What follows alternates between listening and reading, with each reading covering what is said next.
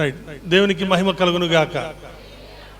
మరి ఈ సమయాన మన మధ్య ప్రియ దైవ సేవకులు జాన్ మంగాచార్యులు గారు పెద్దలంక ప్రాంతంలో గొప్ప పరిచర్య చేస్తున్నారు. అనేక ప్రాంతాల్లో వారి పరిచర్య కొనసాగించబడుతూ ఉన్నాయి. ఇద్దరుగా దరిదాపు ఒక 10 ఏళ్ల క్రితం అనుకుంటాను, ఒక 7-8 ఏళ్ల క్రితం స్పందన ప్రెస్లో కలుసుకున్నాం తప్ప వ్యక్తిగతంగా కలుసుకుంది లేదు. అక్కడ కలిసినప్పుడు జస్ట్ ఒక 2 మాటలు మాట్లాడుకున్నాం. కానీ ఈ రోజున మన మధ్యకు రావడానికి దేవుడు కృప చూపాడు. మరి చిన్ని మీకు బైబిల్ కాలేజీలో గాస్పెల్ ఫర్ ఏషియాలో చేసినప్పుడు దైవజనులు కూడా అక్కడ తరఫీదు పొందుతున్నటువంటి కాలం అది. మన మధ్య ఎందుకు వాళ్ళు మాట్లాడుకుంటూ పాస్టర్ గారు మాతో పాటు ఉన్నారు అని చెప్పి అన్నప్పుడు రిచిబాబు అత్తాలు వీళ్ళిద్దరు మాట్లాడుకుని ఏంటి డాడీ అన్నారు. సరే ఫోన్ చేసి నువ్వే మాట్లాడరా అన్నారు. మరి అడిగిన వెంటనే సమయాన్ని ఇచ్చిన దైవజనులకు నా హృదయపూర్వక వందనాలు తెలియజేస్తూ ఈ సమయాన్ని వృధా చేయకుండా దైవజనుల చేతికి అప్పగిస్తాను. దేవుడు వారి హృదయాన్ని ఉంచినటువంటి మాటలు మనతో పంచుకుంటారు.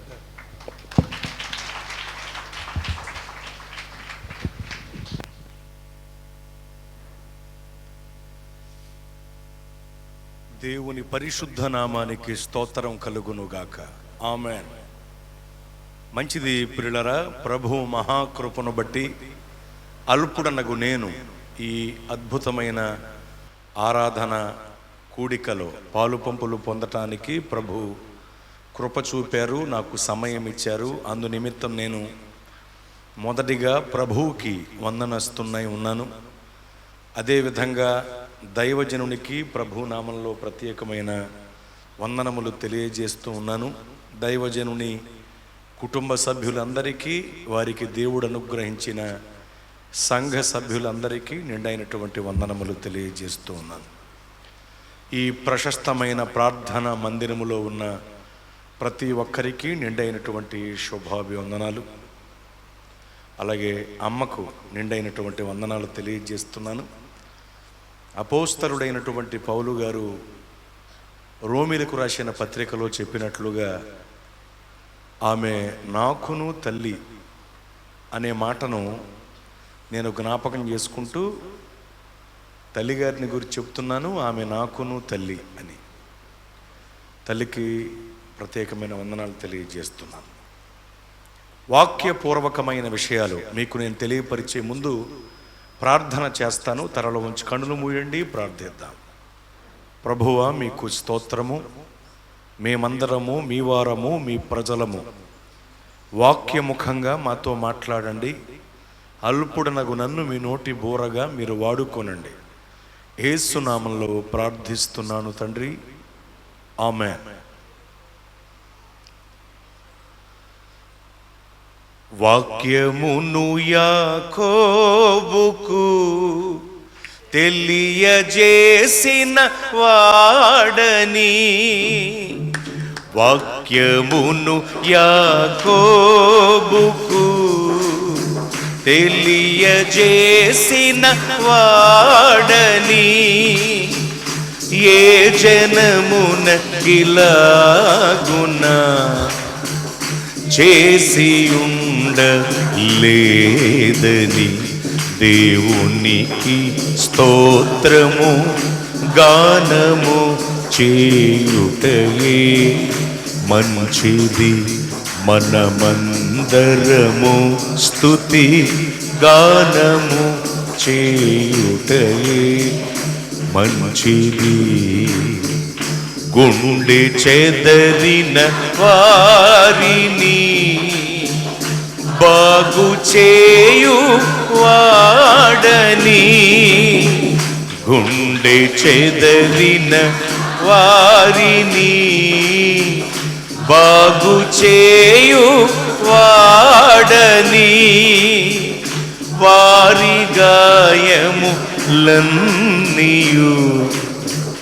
కట్టుచున్న వాడని, దేవునికి స్తోత్రము గానము చేయుటయే మంచిది.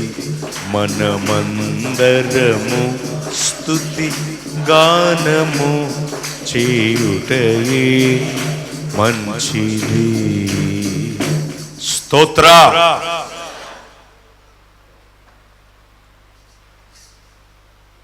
ప్రతిరోజు కూడా మనం ప్రార్థన చేస్తూ ఉంటాం.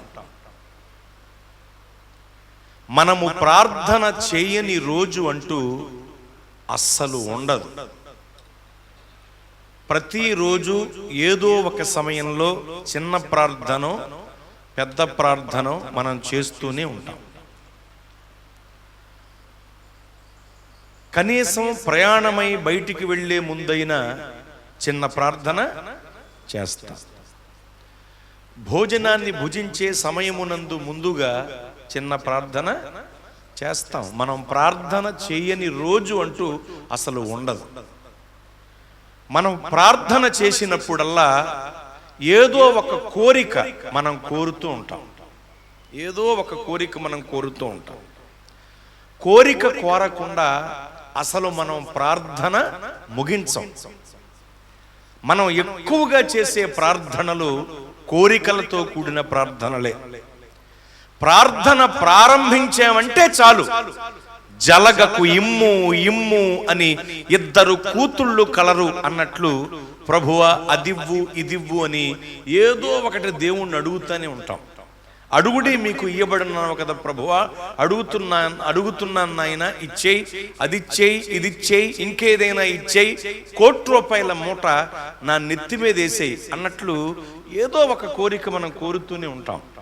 మనం ఎక్కువగా చేసే ప్రార్థనలు కోరికలతో కూడిన ప్రార్థనలు. ఈ సౌండ్ వారు ఎక్కడున్నారండి? ఎఫెక్ట్లు తీసేనా ఏమన్నా? కోరికలతో కూడిన ప్రార్థనలు, మనం ఎక్కువగా చేసే ప్రార్థనలు కోరికలతో కూడిన ప్రార్థనలే. కోరికలతో కూడిన ప్రార్థనలు చేయొద్దు అని నేను చెప్పట్లా, చెయ్యాలి. ఎందుకంటే దేవుణ్ణి కాకపోతే ఇక ఎవరిని అడుగుతాం మనం? తన మహిమైశ్వర్యములో నుండి తన ఐశ్వర్యమునకు తగినట్లుగా మనలో ఉన్న ప్రతి ఒక్కరి అవసరతలను తీర్చేది దేవుడే కదా. దేవుణ్ణి కాకపోతే ఇక ఎవరిని అడుగుతాం మనం? దేవుణ్ణే అడుగుతాం. దేవుని వద్దే యాచిస్తాం, దేవుణ్ణే వేడుకుంటాం, దేవుని వద్ద నుండే కోరుకుంటాం. తప్పేమీ లేదు. కోరికలతో కూడిన ప్రార్థనలు చేయొచ్చు. నువ్వు కోరుకునే కోరిక దేవుని చిత్తానుసారమైనదైతే, నీ జీవితానికి ఉపయోగపడేదైతే, నీ ఆధ్యాత్మిక జీవితానికి ప్రయోజనకరమైనదైతే నీకు దేవుడు అనుగ్రహిస్తారు, లేదంటే అనుగ్రహించరు. అంతే. అడగటంలో తప్పేమీ లేదు. మరీ విపరీతంగా అడగకూడదు. వెనకడకొకడు ప్రభువా నాకు కృప కావాలి, కృప కావాలి అన్నట. వాడికి కృప అనే పేరు కలిగిన భార్యను దేవుడిచ్చారు. కొన్నాళ్ళకి కృపనిచ్చావు కదా ప్రభువా, నాకు కరుణ కూడా కావాలన్నట. అలాంటి చెత్త చాండాలపు నీచే నికృష్టపు కోరికలు కోరకూడదు. ఓకేనా? కానీ నువ్వు దేవుణ్ణి ప్రార్థనలో ఏదైతే అడుగుతున్నావో అది దేవుని చిత్తానుసారమైనదైతే, నీ జీవితానికి ఉపయోగపడేదైతే, నీ ఆధ్యాత్మిక జీవితానికి ప్రయోజనకరమైనదైతే దేవుడు తప్పకుండా నీకు అనుగ్రహిస్తారు, లేదంటే అనుగ్రహించరు. అంతే, సింపుల్. కానీ దేవుణ్ణే అడగాలి. మనం ఎవరి వద్ద చేయి చేస్తామండి? మనం చేతులు జోడించి దేవుణ్ణి అడగటం తప్ప ఏం చేయగలం మనం? కనుక కోరికలతో కూడిన ప్రార్థనలు చేయొద్దు అని నేను చెప్పట్లా, చెయ్యాలి. చేయటంలో తప్పేమీ లేదు. అయితే తప్పంతా ఎక్కడుందో తెలుసా? దేవుడు మన నుండి ఏం కోరుకుంటున్నారో తెలుసుకోకపోవటంలో ఉంది. మనం చేసేటువంటి పెద్ద తప్పదే. దేవుడు మన నుండి ఏం కోరుకుంటున్నారో స్పృహ కలిగి లేకపోవటం, దేవుడు మన నుండి ఏం కోరుకుంటున్నారు అనే ఇంగితం లేకపోవటం మనం చేసే పెద్ద తప్పు. ఎందుకంటే మనం ప్రతిరోజు దేవుని వద్ద నుండి కోరుకోవటమే కాదు, దేవుడు కూడా మన వద్ద నుండి కొన్ని కోరుకుంటున్నారు. ఈ మాటను అందరూ గుర్తుంచుకోండి. ఎప్పుడు దేవుని వద్ద నుండి మనం కోరుకోవటమే కాదు, దేవుడు కూడా మన నుండి కొన్ని కోరుకుంటున్నారు. అయితే ఇక్కడే మీకు తెలియవలసిన ఒక విషయం ఏమిటంటే, మన నుండి దేవుడు ఏమైతే కోరుకుంటున్నారో అవన్నీ మనకు ప్రయోజనకరమైనవి, మన బ్రతుకులకు ఉపయోగపడేవి, మన ఆధ్యాత్మిక జీవితాన్ని అభివృద్ధిపరిచేవి, మనల్ని పరలోకానికి చేర్చేవి. ఈ భూమిపైన మూసిన మన కన్నులు ప్రభు దగ్గర తెరిచేలా చేసేవి. అలాంటివి దేవుడు మన నుండి కోరుకుంటున్నారు. ఎప్పుడు దేవుని వద్ద నుండి మనం కోరుకోవటమే కాకుండా దేవుడు మన నుండి ఏం కోరుకుంటున్నారో మనం ఎరిగి ఉండాలి. ఆయన కోరుకుంటున్నవి మనం కలిగి ఉండాలి.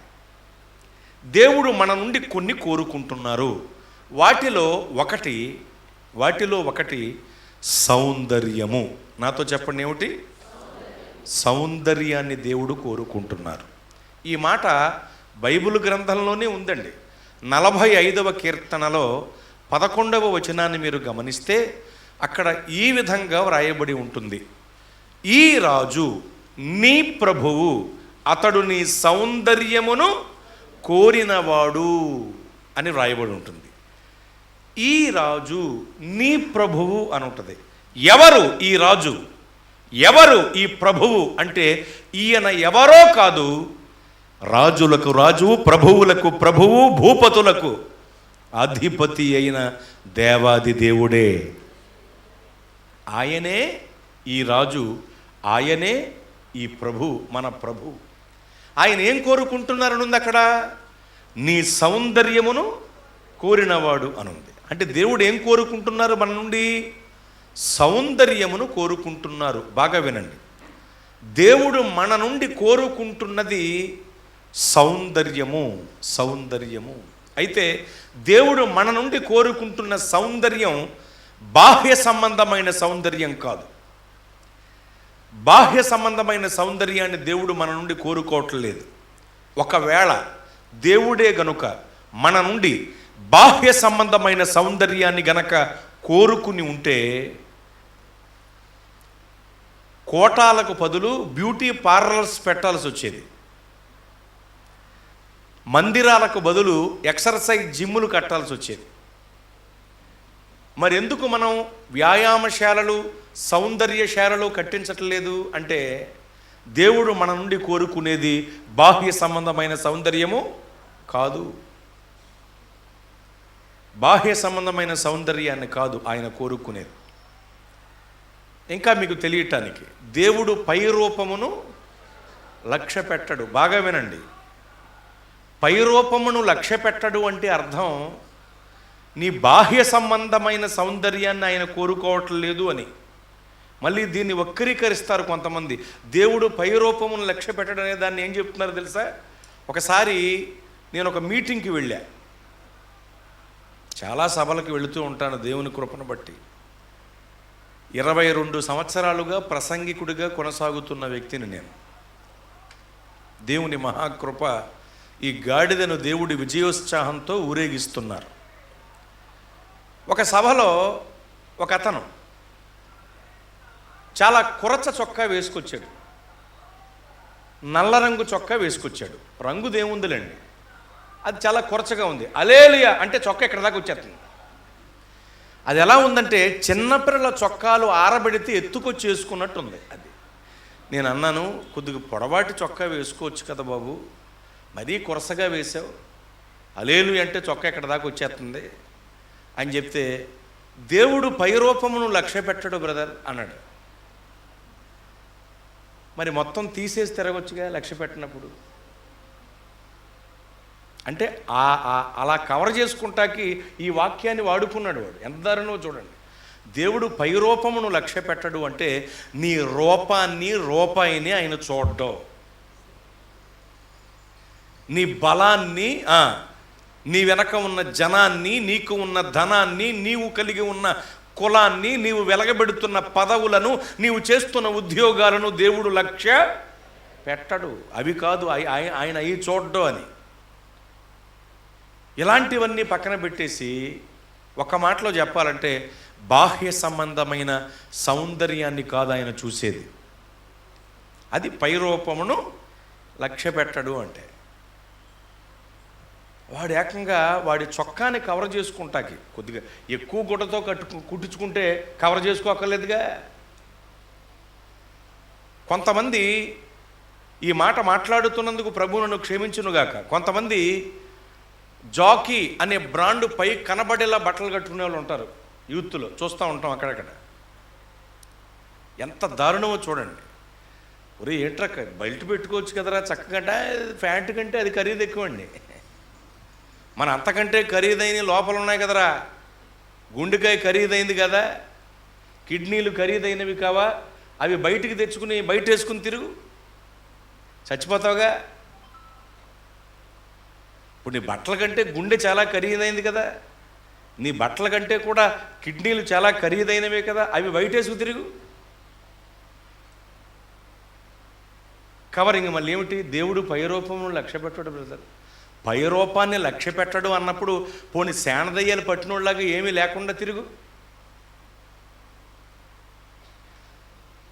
బాగా గమనించండి, కొంతమంది వక్రీకరిస్తూ ఇలాంటి వాటికి వాడుకుంటున్నారు, దాన్ని తప్పది.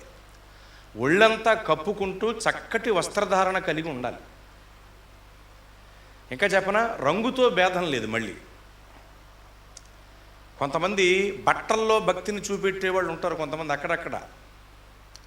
రంగుతో భేదం లేదు. నీ కుదిరిందా తెల్ల వస్త్రాలు వేసుకు తిరుగు, దేవుడు నిన్ను దీవించునుగాక. నాకు తెల్ల వస్త్రాలంటే చాలా ఇష్టం అండి.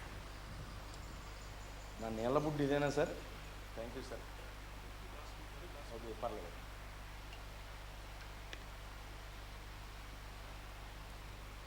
నాకు తెల్ల వస్త్రాలంటే చాలా ఇష్టం,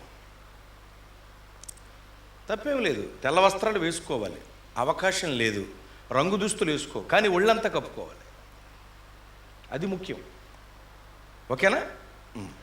రంగుతో పని లేదు. ఇప్పుడు మీకు అర్థం కావటానికి, దిద్దుబాటు ప్రభంజన హోరు మార్టిన్ లోదరు గారు, ప్రొటెస్టంట్ ఉద్యమానికి ప్రారంభకుడు, బంధింపబడిన బైబిల్ని బయటికి తెచ్చిన యోధుడు, వాక్యాన్ని ప్రజలకు చేరువ చేసిన విశ్వాస వీరుడు అతను. మీకు తెలుసా, ఆయన రంగు షూట్లు వేసుకున్నాడు. అంత మాత్రాన భక్తుడు కాకుండా పోతాడా? నేనేం చెప్తున్నాను, రంగు బట్టలే వేసుకు తిరగమని చెప్పట్లా. నాకు వైట్ డ్రెస్ అంటే చాలా ఇష్టం. తెల్ల దుస్తులు వేస్తాను, ఇలాంటి వస్త్రధారణ కూడా వేస్తాను, అలాగే రంగు షూట్లు కూడా వేస్తాను, తప్పేమీ లేదు. నీకు అవకాశం ఉంది, చక్కగా తెల్ల వస్త్రాలు కట్టుకు తిరుగు, దేవుడు నిన్ను దీవించునుగాక. లేదు, రంగు దుస్తులైనా ఒళ్ళంతా కప్పుకునేలా వేసుకోవాలి. పై రూపం లక్ష్య పెట్టడని శరీర భాగాలు కనిపించేలాగా ఎవరో వస్త్రధారణ చేయకూడదు, చాలా తప్పది. మొన్న వీలు పడలేదు తెల్ల వస్త్రాలు, రంగు బట్టలు వేసుకుంటారా, ఎవడొద్దనంటే. కానీ గుర్తుంచుకోండి, నేనేమంటున్నానంటే, భక్తులు కూడా రంగు దుస్తులు ధరించారు, కానీ ఒళ్ళంతా కప్పుకునేలా ధరించారు. ఖండాంతర సువార్త వాంగ్మయ ఝరి విలియం కేరీ, తెలుగు బైబిల్ ఈరోజు మన చేతుల్లో ఉందంటే దానికి గల కారణాల్లో ఒక కారణం విలియం కేరీ గారు. సతీ సహగమనం అనబడినటువంటి దురాచారం మన దేశంలో వేళ్ళూనుకుపోయి ఉంటే, ఆ దురాచారానికి అడ్డు నిలిచి పోరాడి దునుమాడి దాన్ని పీచమణిచి కోకటి వేళ్లతో సహితంగా ఆ దురాచారాన్ని పెగలించిన వాళ్ళల్లో ప్రముఖమైనటువంటి వ్యక్తి విలియం కేరీ గారు. గొప్ప భక్తుడండి. వారి పేరు చెబితే ఇప్పుడు శరంపూర్ యూనివర్సిటీ గుర్తొస్తుంది మాకు, అంత గొప్ప దైవజనుడు ఆయన. వారు కూడా రంగు షూట్లు వేశారు, అంత మాత్రాన భక్తుడు కాకుండా పోవడం. ఒళ్ళంతా కప్పుకుంటూ వస్త్రధారణ చేసుకుని తిరిగేవాడు ఆయన. మీ తెలియటానికే చెప్తున్న ఈ విషయాలు. పరిశుద్ధ పాల పొంగు బ్రదర్ భక్త సింగ్ అయ్య గారు కూడా ఎప్పుడూ తెల్లవే కాదు, రంగు కోటు కూడా వేశాడు ఆయన. అగ్ని వంటి దైవజనుడు ఆయన. ఇంకా మీకు తెలియటానికి, క్రైస్తవ ఆధ్యాత్మిక కాషాయ రంగు సాధు సుందర్ సింగ్ అసలు ఏకంగా కాషాయ వస్త్రాలు ధరించుకుని సేవ చేశాడు ఆయన. ఇప్పుడైతే చంపేస్తారండి ఆయన్ని, మతోన్మాదిని. ఈ బట్టలకే చేస్తున్నారు చాలామంది. ఈ రామరాజు బట్టలు అని చెప్తుంటే అర్థం కావట్లేదు వాళ్ళకి. ఎవరికైనా అమ్ముతారు, కావాలితే వెళ్ళి కొనుక్కోండి. ఇవి కులపరమైనవో మన దేశానికి సంబంధించినవో కాదు, డబ్బులు ఇస్తే ఎవరికైనా ఇస్తారు. వీళ్ళు కొనుక్కుని వేసుకుని తిరగండి, ఎవడొద్దనంటే. నా బాడీ జాడీలా ఉంటుంది కాబట్టి ఎక్కడ పడితే అక్కడ నాకు సూట్ అయ్యే బట్టలు దొరకవు, అక్కడ దొరుకుతున్నాయి, కొనుక్కుంటున్నాను, వేసుకుంటున్నాను, చాలా ఫ్రీగా చక్కగా ఉంది. ఈ రామరాజు బట్టలు కులపరమైన బట్టలు కాదు. ఆయన కాషాయం వేసుకుని సేవ చేశాడు. ఈ రోజుల్లో కాషాయం వేసుకుని సేవ చేస్తే ఏం చేస్తారండి, ప్రాణాలు తోడేస్తారు మీడియాలో, అవునా కదండి, సోషల్ మీడియాలో. క్రైస్తవ ముసుగులో ఉన్న మతోన్మాదని పెడతారు టైటిల్, అవునా కదా. ఆయన కాషాయం ధరించి సేవ చేశారు, మరి ఏం చేద్దాం. భక్తుడు కాకుండా పోతాడా? ఇంకా మీకు తెలియటానికి, ప్రార్థన దర్శన పట్టుజల తారు ముంగమూరి దేవదాసయ్య గారు 127 సంవత్సరాలు బ్రతికాడు ఆయన ఈ భూమి మీద. గొప్ప సేవ చేశాడు ఆయన. వారు కూడా పంచ, ఇటువంటి పంచ కాదు, రైతువారి పంచ ఉంటుంది కదా, ఆ టైపులో ఆయన కట్టి పైన సురవా లాంటిది పై వస్త్రం ఇలా వేసుకుని, దానిపైన ఎలాంటి సభకు వెళ్ళినప్పుడు లేకపోతే పబ్లిక్ మీటింగ్స్కి వెళ్ళినప్పుడు ఒక బ్లాక్ కోట్ ధరించేవాడట ఆయనలాగా. భక్తుడు కాకుండా పోతాడా? మహిమ సువార్త తేజో వాహము డాక్టర్ బిల్లీ గ్రహము ఎంత గొప్ప భక్తుడండి ఆయన. దాదాపుగా 100 ఏళ్ళు ఈ భూమి మీద బ్రతికి గొప్ప సేవ చేశాడు ఆయన. డాక్టర్ బిల్లీ గ్రహం గారు ఆయన ఎన్ని రకాల రంగు దుస్తులు వేశారు. భక్తుడు కాకుండా పోతాడా? కానీ ఇవన్నీ ఎందుకు మీకు చెప్తున్నానంటే, రంగు కాదు అక్కడ ప్రాముఖ్యం. ఒళ్ళంతా కప్పుకుంటూ చక్కగా బట్టలు వేసుకోవటం నేర్చుకోవాలి అందరూ. నేను స్త్రీని, నేను పురుషుణ్ణి అని చూపెట్టుకోవటానికి ఏవేవో కనపరచవలసిన అవసరం లేదు కదా. ఒళ్ళంతా కప్పుకుంటూ చక్కగా వస్త్రధారణ చేసుకోవాలి. ఎందుకు ఇదంతా ఎన్నిసార్లు చెప్తున్నానంటే, దేవుడు పై రూపమును లక్ష్య పెట్టడు అనే మాటని అడ్డం పెట్టుకుని ఎలాంటి బట్టలు పడితే అలాంటి బట్టలు వేసుకోకండి, చాలా ప్రమాదం అది. పిల్లలకు కూడా మంచి వస్త్రధారణ నేర్పండి. చిన్నప్పటి నుండే శరీర భాగాలు కనిపించకుండా వస్త్రధారణ చేసుకునే అలవాటు చెయ్యండి పిల్లలకు కూడా. మీకు తెలుసా క్రైస్తవ్యంలో 3వ తరం పాడైపోతుందని? 2 తరాలు బాగుంటుందండి, ఆ తర్వాత తరానికి భక్తి ఉంటుందా? లెక్కెట్టుకోండి ఎవరినైనా మీరు. ఎప్పటికే 3వ తరం పాడైపోయి అమెరికా ఇలాంటి దేశాలన్నీ కూడా నాశనం అయిపోయాయి. క్రైస్తవ భక్తి లేదు అక్కడ. అమెరికాలో, ఆస్ట్రేలియా ఇలాంటి ప్రాంతాలలో వచ్చేవాళ్ళందరూ ముసల బ్యాచే కోటాలకు వచ్చేది. ఒక 60-70 మంది వచ్చి కూర్చుంటారు, పెద్ద సభది అక్కడ. తర్వాత వాళ్ళు ఏంటంటే అబే లేదు, భక్తి పోయింది. తరతరాలకు నిలిచి ఉండాలి క్రైస్తవ భక్తి. అందుకని మనమే నేర్పాలి వాళ్ళకి. పర్లేదులు ఇప్పుడు స్టైల్ అలా వేసుకుని తిరగమని అనకూడదు. చిన్నపిల్లలకైనా శరీర భాగాలు బయటికి కనిపించకుండా చక్కగా నిండుగా వాళ్ళకి వస్త్రధారణ చేయటం నేర్పించాలి. అది గుర్తుంచుకోండి దయచేసి. దేవుడు పై రూపమును లక్ష్య పెట్టడం అంటే అర్థం సగం సగం బట్టలు వేసుకు తిరిగితే ఏమండని కాదు. బాహ్య సంబంధమైన సౌందర్యాన్ని లక్ష్య పెట్టడు. ఎందుకంటే దేవుడు కోరుకునే సౌందర్యం బాహ్య సంబంధమైనది కాదు. మనం చూస్తాం బాహ్య సంబంధమైన సౌందర్యాన్ని చూచేది మనం, రూపాయిని లక్ష్య పెట్టేది మనం, దేవుడు కాదు. అందునే భక్తుడు పాడుతూ అంటాడు, పై పై వేషం మనిషి చూచును, హృదయాంతరంగం ప్రభువు చూచును. పై పై వేషం మనిషి చూచును, హృదయాంతరంగం ప్రభువు చూచును. నీవే సువార్తగా బ్రతుకుమో సోదరా, నీవే సువార్తగా బ్రతుకుమో సోదరి. బోధ బ్రతుకు అయితే బ్రతుకు బోధ కాద, బోధ బ్రతుకు అయితే బ్రతుకు బోధ కాద. గుళ్ళో కంటే సిలువ, నీ మెళ్ళో కంటే సిలువ, బ్రతుకులు ఉంటే సిలువ, నీ బ్రతుకు కదే విలువ. గుళ్ళో కంటే సిలువ.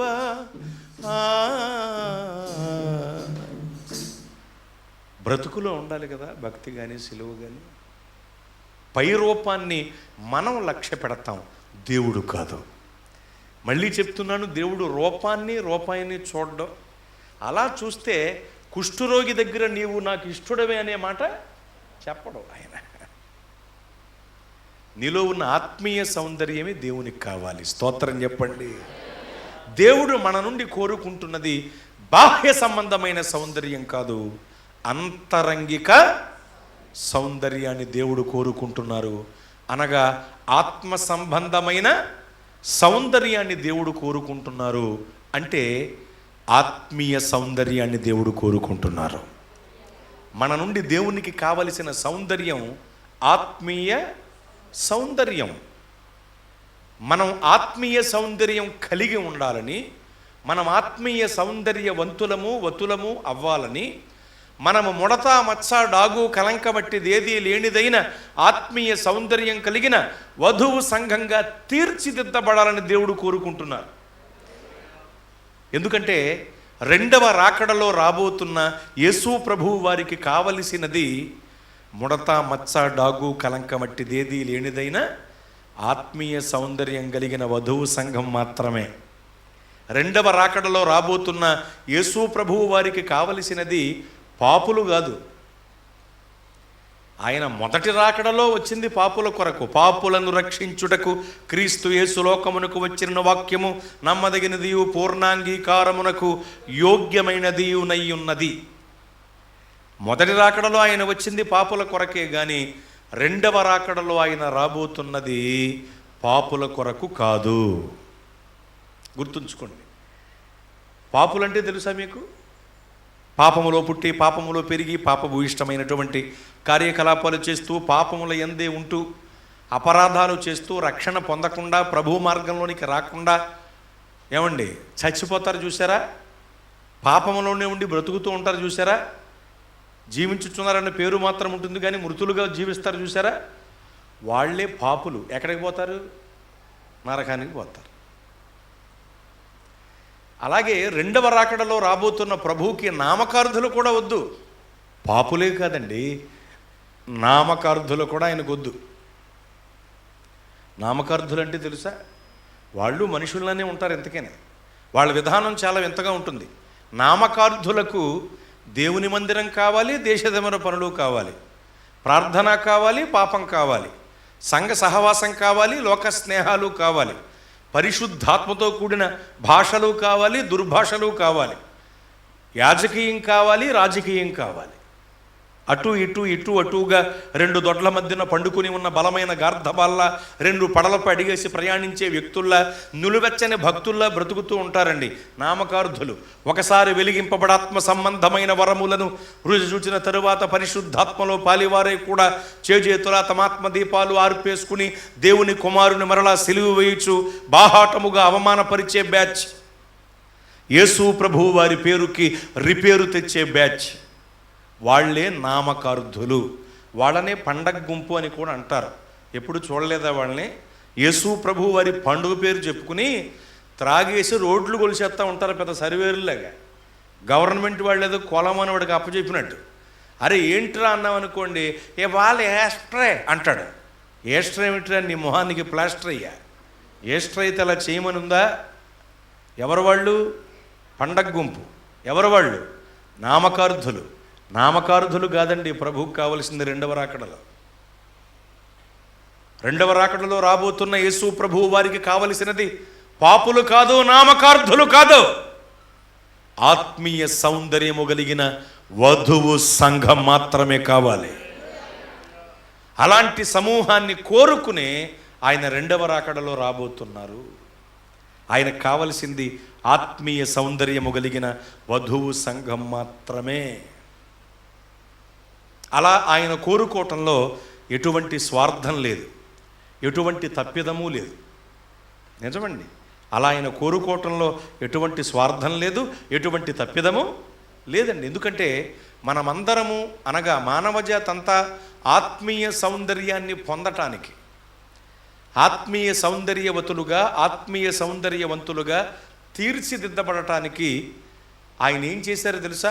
భూలోకానికి వచ్చి ఏమేమి చెయ్యాలో అవన్నీ చేశారు, మనకేమేమి ఇవ్వాలో అవన్నీ ఇచ్చారు. ఇంత చేసి ఎన్నో ఇచ్చిన యేసు ప్రభువు వారు మన నుండి ఆత్మీయ సౌందర్యాన్ని కోరుకోవటంలో తప్పుందా? చెప్పండి. స్వార్థముందా? లేదు. కనుక ఆయన కోరుకుంటున్న కోరికకు తగిన వారంగా మనం మారిపోవాలి. ఆయన కోరుకుంటున్న రూపురేఖలలోనికి మనము రూపాంతరం చెందాలి. ఎటువంటి స్వార్థం లేదు అలా కోరుకోవటం. ఏమండి, మనలో మనమాట. ఒక్క గాయం పాలైన ఆదాము గారికి అందమైనటువంటి భార్య వచ్చిందా లేదా? ఏమో మరి కంటి చూపే కానీ నోటి మాటలేని పేషెంట్లా చూస్తారు. వాళ్ళని నేను వ్యాధిగ్రస్తపు మంద అంటాను. పప్పుకు తాలింపు ఉండాలి, బట్టకు జాడింపు ఉండాలి, క్రైస్తవులమైన మనకు కాస్త కదిలింపు ఉండాలి. కోటానికి వచ్చే కూడా ఏదో యెహోవా నా కాపరి నాకు ఊపిరి లేదన్నట్టు ఉండకూడదు, హుషారుగా ఉండాలి. పైకి ఇది ముగింపు కోటం, ఇప్పుడు ఏడుపు మొహాలేటి. కొంతమంది సన్నిధిలో కోటానికి వచ్చి కూడా ఏదో జ్ఞాపకార్థ కోటానికి వెళ్ళినట్టు, విడిగిపడిపోతున్న ఆకాశాన్ని వీళ్ళే ఆపుతున్నట్టు, రాబోతున్న సునామీకి వీళ్ళ చెయ్యి అడ్డం పెట్టినట్టు, నడిచి వస్తున్నప్పుడు పేడు చెక్క అరికాళ్ళలో దిగినట్టు, 2-3 రోజులు వెళ్ళనట్టు ఒక రకంగా మొహమెట్టుకుని ఉంటారండి మందిరానికి వచ్చి. వ్యాధిగ్రస్తపు మంద, సగం కాలిపోయిన శవం ఊళ్ళో తిరుగుతున్నట్టు ఉంటుంది నీ మొహం చూస్తేని. సన్నిధికి వచ్చే కొద్దిగా స్పందించాలిగా మరే, అలా ఉంటావేటి? పాట పాడుతున్నా ఏకీభవించి పాడరు, కనీసం చప్పట్లో కొట్టరు. పెద్ద ఆఫీసర్ మమ్మీ వాళ్ళ హస్బెండ్లాగా అలా కూర్చుంటారు. మాయా మంద అని ఎన్నో మాటలు అనాలని ఉంటుంది కానీ అనలేం, బాధపడతారు కదా. స్పందిస్తారా మరి?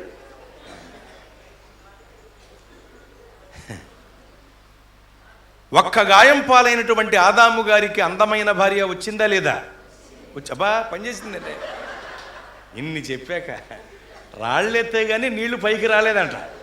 కాకి కథ. కొన్ని మాటల రాళ్ళు మీద ఎత్తే కానీ సరే తప్పదు మరి. మీరు గమనించండి, ఒక్క గాయం పాలైనటువంటి ఆదాము గారికి అందమైన భార్య వచ్చిందండి. ఒక్క గాయం పాలైన ఆదాము గారికి అందమైన భార్య వచ్చినప్పుడు పంచగాయాల పాలైన కడపటి ఆదామైన యేసు ప్రభువు వారికి ఇంకెంత గొప్ప ఆత్మీయ సౌందర్యము కలిగిన వధువు సంఘము కావాలి, రావాలి? ఆలోచన చేయండి. కోరుకున్న సుందరవతి అయిన స్త్రీని భార్యగా పొందటానికి తన మామ ఇంట 7 ఏండ్లు కొలువు చేశాడు యాకోబు గారు. వచ్చిందా? రాలా. రాహేలు గారికి బదులు లేయా గారు వచ్చింది. సరే ఏదో ఒకట్లే అని సరిపెట్టుకున్నాడా? అబ్బాబ్బా. ఇంకొక 7 ఏళ్ళు మరలా పాలేరుతనం చేశాడు.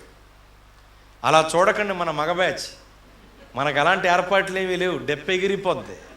మరి ఆ అజ్ఞాన కాలంలో దేవుడు చూసి చూడకుండా వదిలేశారు. పైగా అప్పుడు బహుభార్యా తత్వము అమల్లో ఉంది కాబట్టి మనోడుకు సూట్ అయింది, సరిపోయింది. ఇప్పుడు ఏకపత్ని వృత్తులే ఉండాలని లేఖనం ఖండితంగా ఆజ్ఞాపిస్తోంది కనుక తస్మాత్ జాగ్రత్త, చాలా జాగ్రత్తగా ఉండాలి. ఎందుకంటే మీరు ఫోన్లు మార్చండి, కార్లు మార్చండి, బళ్ళు మార్చండి, బట్టలు మార్చండి, ఇంకేమీ మార్చకండి, చాలా ప్రమాదం అది. కానీ కొంతమంది డ్యూయల్ సిమ్ గాళ్ళు ఉంటారు. డ్యూయల్ సిమ్ అంటే ఒక సిమ్ సరిపోతాడు అది. 2 టౌన్ ఎస్ఐలు ఉంటారు కొంతమంది. ఇదంతా కోడి భాషలండి. 2 ఇళ్ళ పూజారి అంటారు కదా, అలా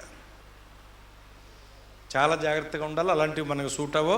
అలా ఒకవేళ చేస్తే వాళ్ళు భక్తిహీనుల నడినెత్తి ఓడగొట్టబడుద్దని బైబిల్లో ఉంది. దాన్నే డెప్పెగిరిపోవటం అంటాను నేను. జాగ్రత్త, డెప్పెగిరిపోద్ది. ఓకేనా? గమనించండి. అప్పుడు మనోడు కుదిరింది కాబట్టి ఇంకొక 7 ఏళ్ళు మరలా పాలేరుతనం చేశాడు. 7 వెరసి ఎంత? 14 ఏళ్ళు. 14 ఏళ్ళు అంటే లైఫ్ అంటారండి దాన్ని. మర్డర్ చేసినోడు కూడా బయటకు వచ్చేయచ్చు. మర్డర్ కేసులు వేసేది ఎన్ని సంవత్సరాలు? 14 ఏళ్ళే. బాగా క్రూరుడైతే యావజ్జీవం వేస్తారు. మామూలుగా మర్డర్ చేసినోడికి 14 ఏళ్ళు వేస్తారు. లైఫ్ అంటారు దాన్ని.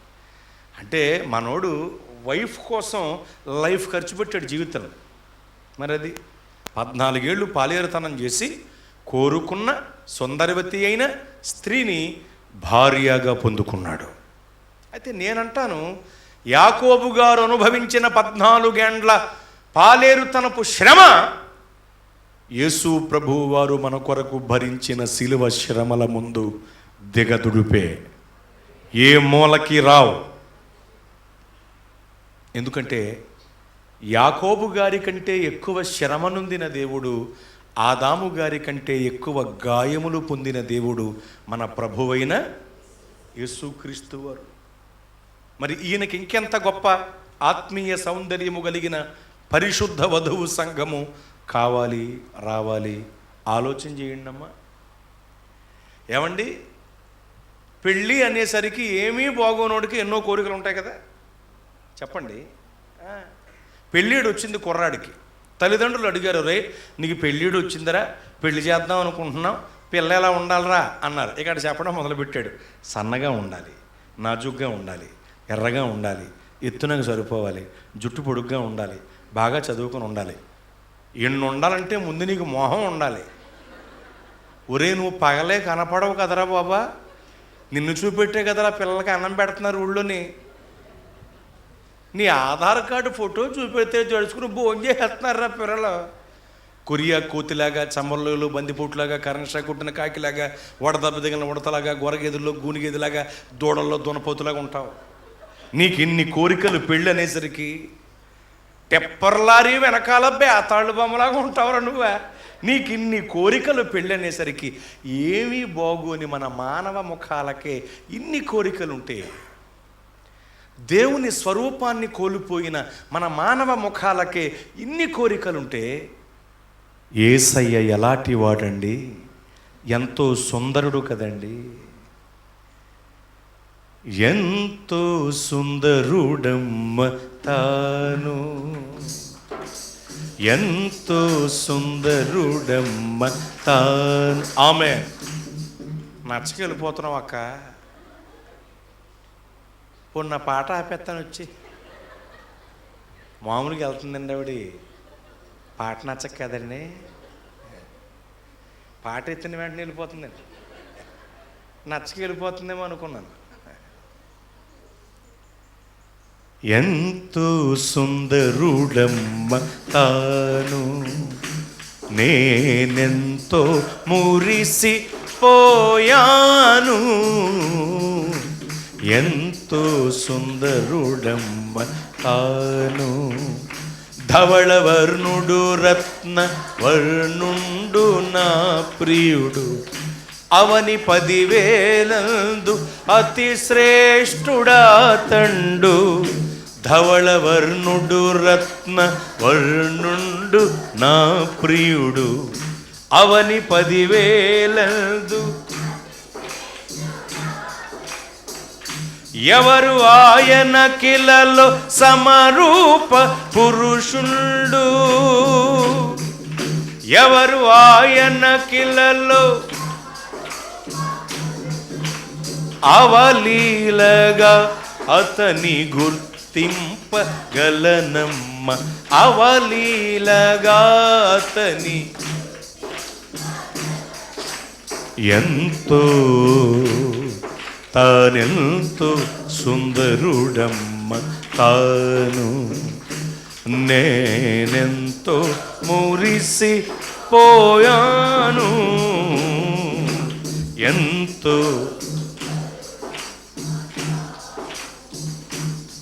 హల్లెలూయా. యేసు ప్రభువు వారి యొక్క విశ్వరూపం మనం చూడాలంటే ప్రకటన గ్రంథం చదవాలి. యేసు ప్రభువు వారి యొక్క సుందర స్వరూపాన్ని చూడాలంటే పరమగీతముల గ్రంథం చదవాలి. ప్రకటన గ్రంథంలో ఆయన విశ్వరూపం ఉంటుంది, పరమగీతముల గ్రంథంలో ఆయన సుందర స్వరూపం ఉంటుంది. ఆయన సుందరత్వాన్ని గురించి ఒక గ్రంథమే వ్రాయబడింది. మరి మనమెంత సుందరాంగులమని మనకి ఇన్ని కోరికలు ఉంటాయి. రోజు ఆమదంతో అట్లేసుకు తినే మొహన్ ఇది. నీకు ఇన్ని కోరికలు ఉంటాయి, పెళ్ళి అనేసరికి అలా ఉండాలి, ఎలా ఉండాలి, ఎలా ఉండాలి, అలా ఉండాలని. ఏమీ బాగోని మన మానవ ముఖాలకి ఇన్ని కోరికలుంటే, ఎంతో సుందరుడై ఉండి కేవలం మన కొరకు అనగా మానవ జాతి కొరకు స్వరూపమైనను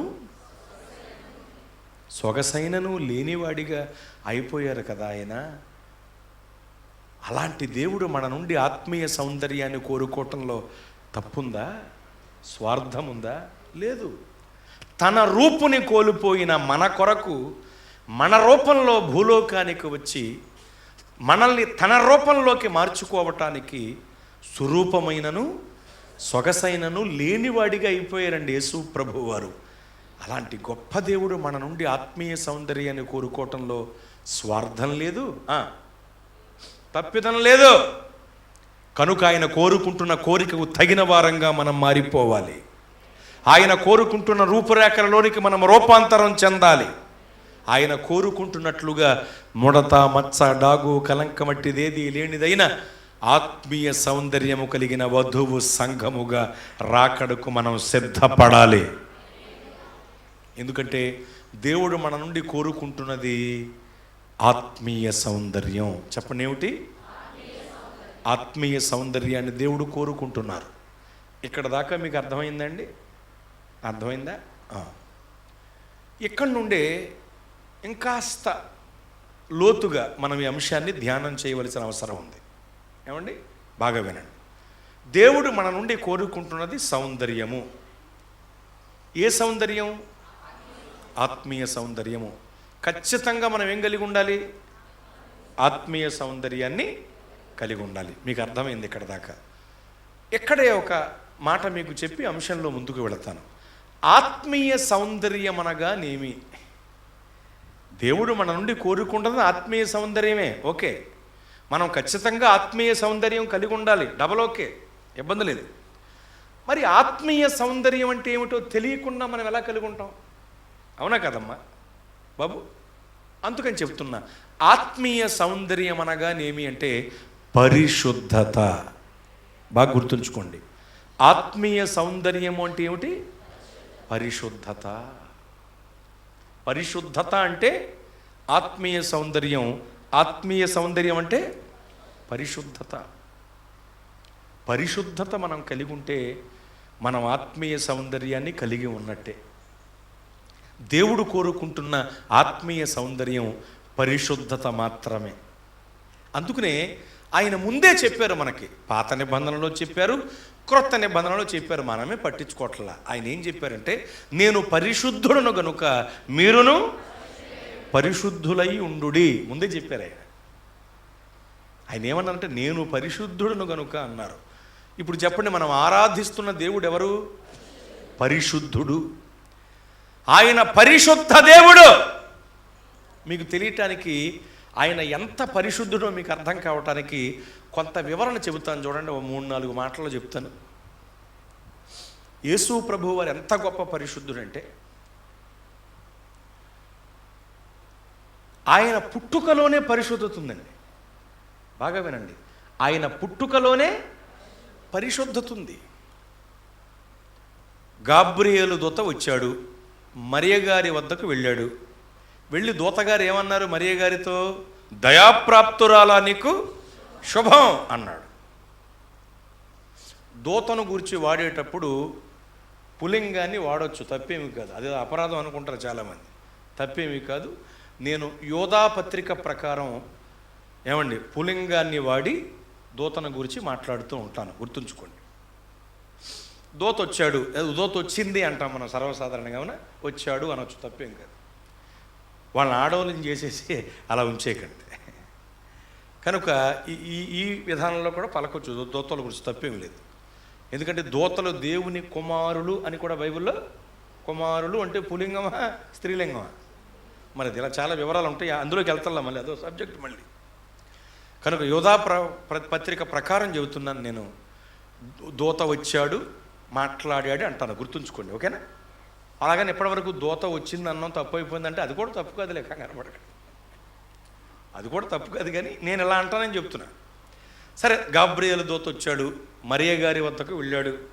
దయాప్రాప్తురాలా నీకు శుభం అన్నాడు.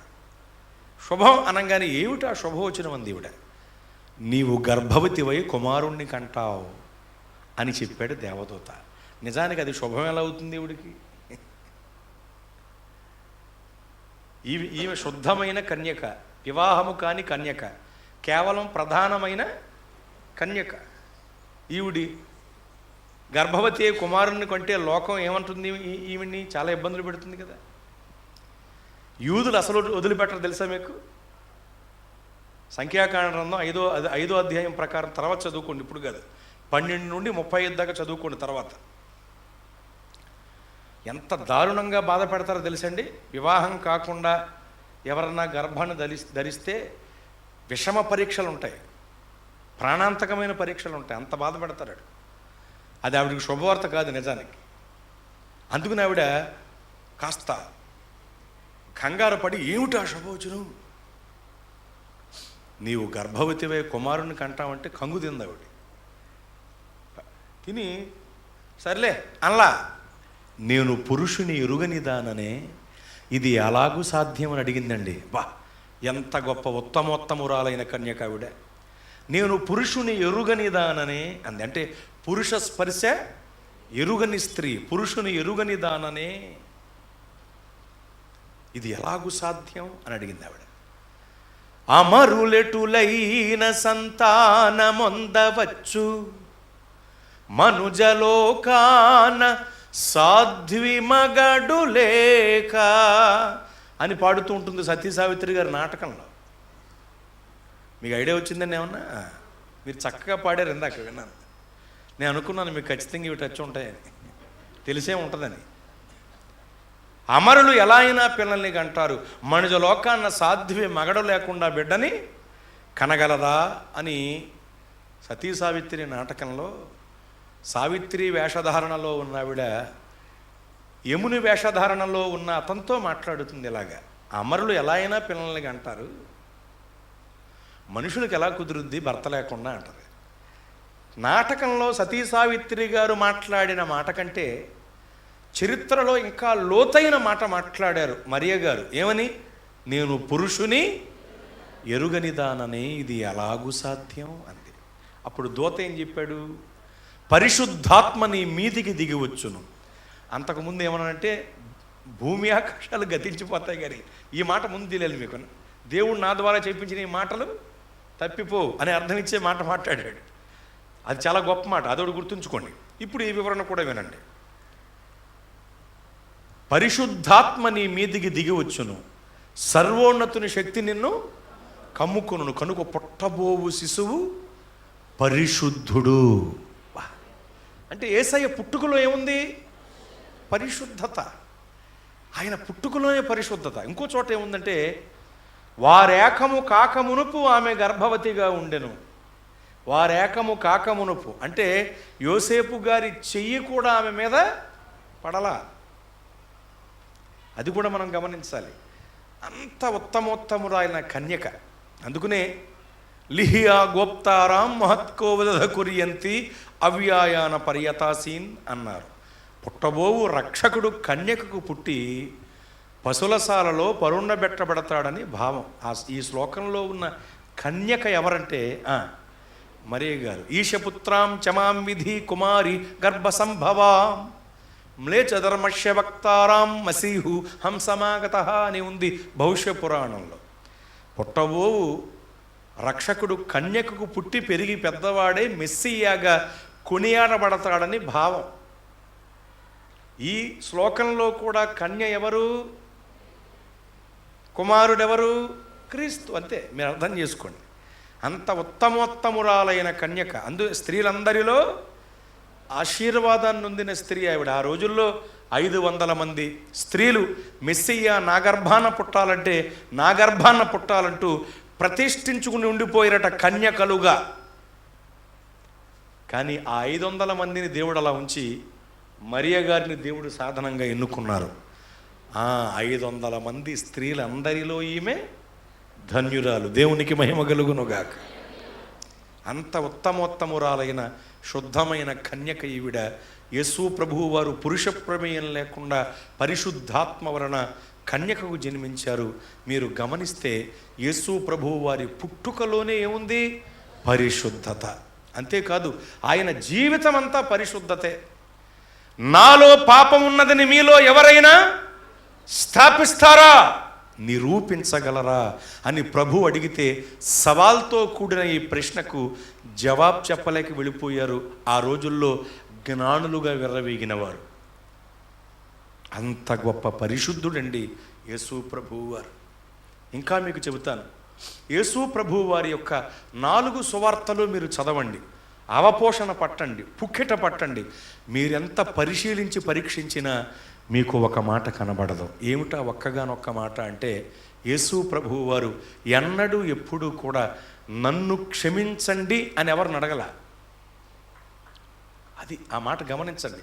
నన్ను క్షమించండి అని ఎవరిని అడగల. ఆ అవసరత ఎవరికి ఉంది? తప్పు చేసిన వాళ్ళకి ఉంది. ఇంకా తెలుసో తెలియకో పొరపాటు చేసిన వాళ్ళకు కూడా ఉంది. నన్ను క్షమించండి అనవలసిన అవసరం ఉంది. యేసు ప్రభువు వారికి అలాంటి అవసరతే రాలేదంటే అర్థం ఏంటి? నన్ను క్షమించండి అనే అవసరం ఎందుకు రాలేదంటే ఆయన తెలిసి తెలియక కూడా ఏ తప్పిదం పొరపాటు చేయలే. అదనమాట. అందుకని అవసరత ఆయనకి రాలేదు, రాదు, రాదు, రాబోదు. అంత గొప్ప మచ్చలేని మహనీయుడు, పరిపూర్ణ పరిశుద్ధుడండి ఆయన. అసలు నన్ను క్షమించండి అనే మాట చిన్నప్పటి నుండి ఇప్పటి వరకు ఎన్నిసార్లు పలుకుంటాం మనం? చిన్నతనం నుండి ఎద్దుల్లాగా ఎదిగి నీ వయస్సు వరకు ఎన్నిసార్లు పలుకుంటాం? సారీ అన్నప్పుడు నీ పెళ్ళికి నా డొక్కులో లారీ, చిన్నప్పుడు గుర్తొచ్చిందా? ఆ వయస్సు నుండి ఈ వయస్సు వరకు ఎన్నిసార్లు నన్ను క్షమించండి, మన్నించండి, సారీ అనే పదాలు మనం పలుకుంటామో, యేసయ్య ఒక్కసారి కూడా ఆ పదాన్ని పలకలేదు. ఆ అవసరత ఆయనకి రాలేదు, రాదు, రాదు, రాబోదు. కారణం అంత గొప్ప పరిశుద్ధ దేవుడు ఆయన. ఇంకా చెప్తా మీకు. సంఘమును అడిగారు కొంతమంది వచ్చి, పరమగీతముల గ్రంథంలో ఉంటుంది ఈ మాట, వేరు ప్రియుని కన్నా నీ ప్రియుని విశేషమేమి అని అడిగిన వెంటనే ఏమో తెల్దో, ఆదివారం ఆరాధనకి వెళ్ళి అయ్యగారిని అడిగొచ్చి చెప్తాను అందా. నా ప్రియుడు ధవళవర్ణుడు, రత్నవర్ణుడు, నా ప్రాణ ప్రియుడు, 10,000 మంది పురుషులలోన పోల్చదగినవాడు. ధవళవర్ణుడు, రత్నవర్ణుడు, ప్రియుడు, 10,000 మంది. నావాడు, నా ప్రియుడు. నీకు రావట్లేదురా బాబు, నీకు తినేస్తున్నావు, కొట్టొద్దురా బాబు, మాని బాబు. నాకే సగం వచ్చి పాటలు పాడటం వద్దులే, మన ఇద్దరం సమానమే. నావాడు, నా ప్రియుడు, మదిలో నిన్నే తలంచుచున్నాను. నావాడు, నా ప్రియుడు, మదిలో నిన్నే తలంచుచున్నాను. ఓసారి కనిపించి నీ దారి చూపించవా, ఓసారి కనిపించి నీ దారి చూపించవా. స్తోత్ర. నా ప్రియుడు ధవళవర్ణుడు, రత్నవర్ణుడు, 10,000 మందిలో పోల్చదగిన అతికాంక్షణీయుడు అని చెబుతోంది సంఘం. ఆ మాటల్లో మొదటి మాట నా ప్రియుడు ధవళవర్ణుడు అంది. ధవళవర్ణము అంటే తెల్లని రంగు. నా ప్రియుడు పరిశుద్ధుడు అని చెబుతోంది సంఘం. ఎందుకంటే తెలుపు పరిశుద్ధతకు గుర్తు. ధవళవర్ణుడు నా ప్రియుడు అంటే తెల్లనివాడు, తెలుపు పరిశుద్ధతకు గుర్తు. నా దేవుడు పరిశుద్ధుడు అని చెబుతోందండి సంఘం. చెప్పండి, మనం ఆరాధిస్తున్న దేవుడు ఎవరు? పరిశుద్ధుడు, ధవళవర్ణుడు ఆయన. చాలామంది అంటూ ఉంటారు కదా పల్లెటూళ్ళలో, యేసు ప్రభు తెల్లోళ్ళ దేవుడు, తెల్లోళ్ళ దేవుడు అని. ఆయన తెల్లోళ్ళ దేవుడు కాదు, తెల్లదేవుడు. ఇది గుర్తించాలి అందరూ. ఆయన తెల్లోళ్ళ దేవుడు కాదు, తెల్లదేవుడు ఆయన. అందుకనే నల్లోడు ఆ కుళ్ళోడుంటే నవ్వు రాదండి, తెల్లోడు మన యేసై ఉంటే నవ్వే నవ్వండి, నవ్వే నవ్వండి. ఈ పాట ఇప్పుడు పాడలేదా మీరు? చాలా బాగుంటుందండి. ప్రియులు శ్యామ్జే వేదాల గారు రాసిన పాటలు ఇదొకటి. మీరు పాడుతూ ఉంటారు కదా, నీ మాట చాలయ్యా, నీ చూపు చాలయ్యా, నీ తోడు చాలయ్యా, నీ నీడ చాలయ్యా. పాట వచ్చు కదా. శ్యామ్జే వేదాల గారు రాశారు ఆ పాటని. ఆయన రాసిన పాటలు ఇప్పుడు నేను పాడాను చూసారా, నల్లోడు ఆ కుళ్ళోడు ఉంటే. ఇది కూడా ఒకటి ఆయన రాశారు. ఇది ఎంత గొప్ప పదప్రయోగాలంటే, అపవాది కానీ నల్లోడు అన్నాడు ఆయన. అలాగా నల్లగొండ వాళ్ళు ఎక్కిరించగానే లేనిపోవడం, అది గ్యారంటీ కలర్. అది మనం ఎండలో తిరిగితే కరెంట్ షాక్ కొట్టిన కాగుల్లాగా వడదెబ్బ తగిన ఉడతలాగా అయిపోతాం. కాస్త రంగు ఉన్నవాళ్ళు. నల్లవాళ్ళకి ఏముండదు, ఎందుకంటే గ్యారంటీ కలర్ అది. కళ అది మంచి కళ్ళగా ఉంటారండి. నల్లగొండలు మంచి జిగేలు కళ్ళగా ఉంటారు, అవును కదా. ఆ కళ వేరులేండి. మనం తోటకూర కట్ట అయిపోతాం బయటికి వెళ్ళి వచ్చామంటే. పైగా నల్లగా ఉన్నాడు అంటారు కదా కొంతమంది. నలుపు ఎక్కడుంది మరి, అది మరి ఈ రంగు ఎక్కడుంది? అరికాళ్ళు ఉందిగా. కనుక నల్లగొండోళ్ళని ఏమనకండి, వాళ్ళు గొప్పోళ్ళు, దేవుని స్తోత్రం. కానీ ఎందుకు ఇక్కడ నల్లోడు అనే పదప్రయోగం చేశాడంటే, అపవాదిగాడు చీకటి సంబంధి, చీకటి అయి ఉన్నాడు కనుక చీకటి ఏ రంగులో ఉంటుంది, అందుకునే వీడిని నల్లోడు అన్నారు ఆ పాటలో. యేసు ప్రభు వారిని ఏమన్నారు? తెల్లోడు అన్నారు. ఎందుకు? ఆయన ధవళ వర్ణుడు కనుక అలా అన్నారు, చూసారా. అందుకని నేనేమంటానంటే, యేసు ప్రభు వారు తెల్లోళ్ళ దేవుడు కాదు, తెల్ల దేవుడు. అంటే పరిశుద్ధ దేవుడు ఆయన. పాపులలో చేరక ప్రత్యేకముగా ఉన్న పరిశుద్ధ దేవుడు ఆయన. అందుకనే యేసు ప్రభు వారు బైబిల్లో అగ్నికి పోల్చబడ్డారు, తెలుసుగా.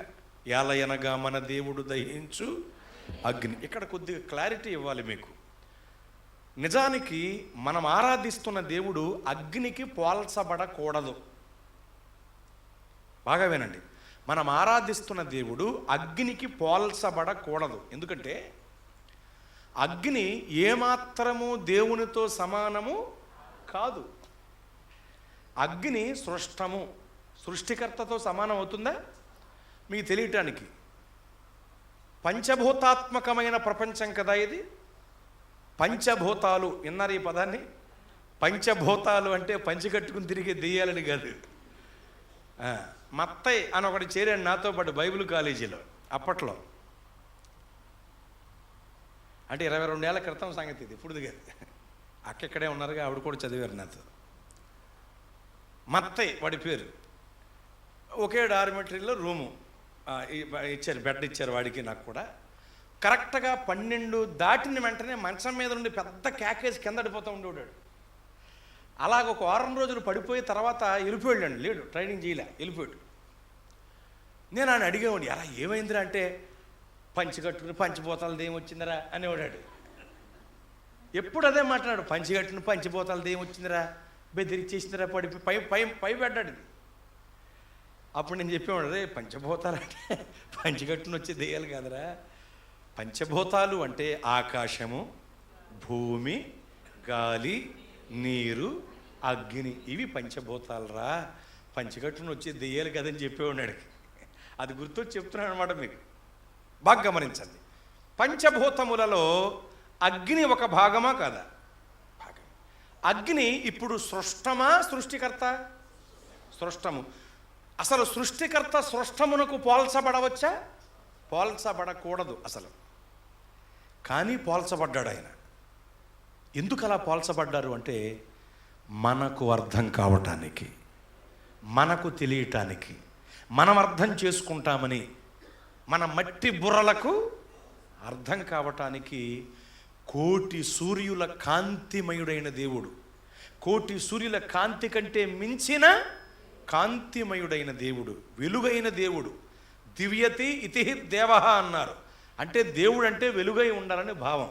యేసు ప్రభువు వారు లోకమునకు వెలుగై ఉన్నారు. నిజమైన వెలుగు, నిత్యమైన వెలుగు, జీవపు వెలుగైన, అంతటి కోటి సూర్యుల కాంతికి మించిన తేజోమయుడైన వెలుగు రూపి, సమీపించరాని తేజస్సులో వసించే దివ్య రూపి అగ్నికి పోల్చబడ్డారండి. మనకు అర్థం కావటానికి అగ్నికి.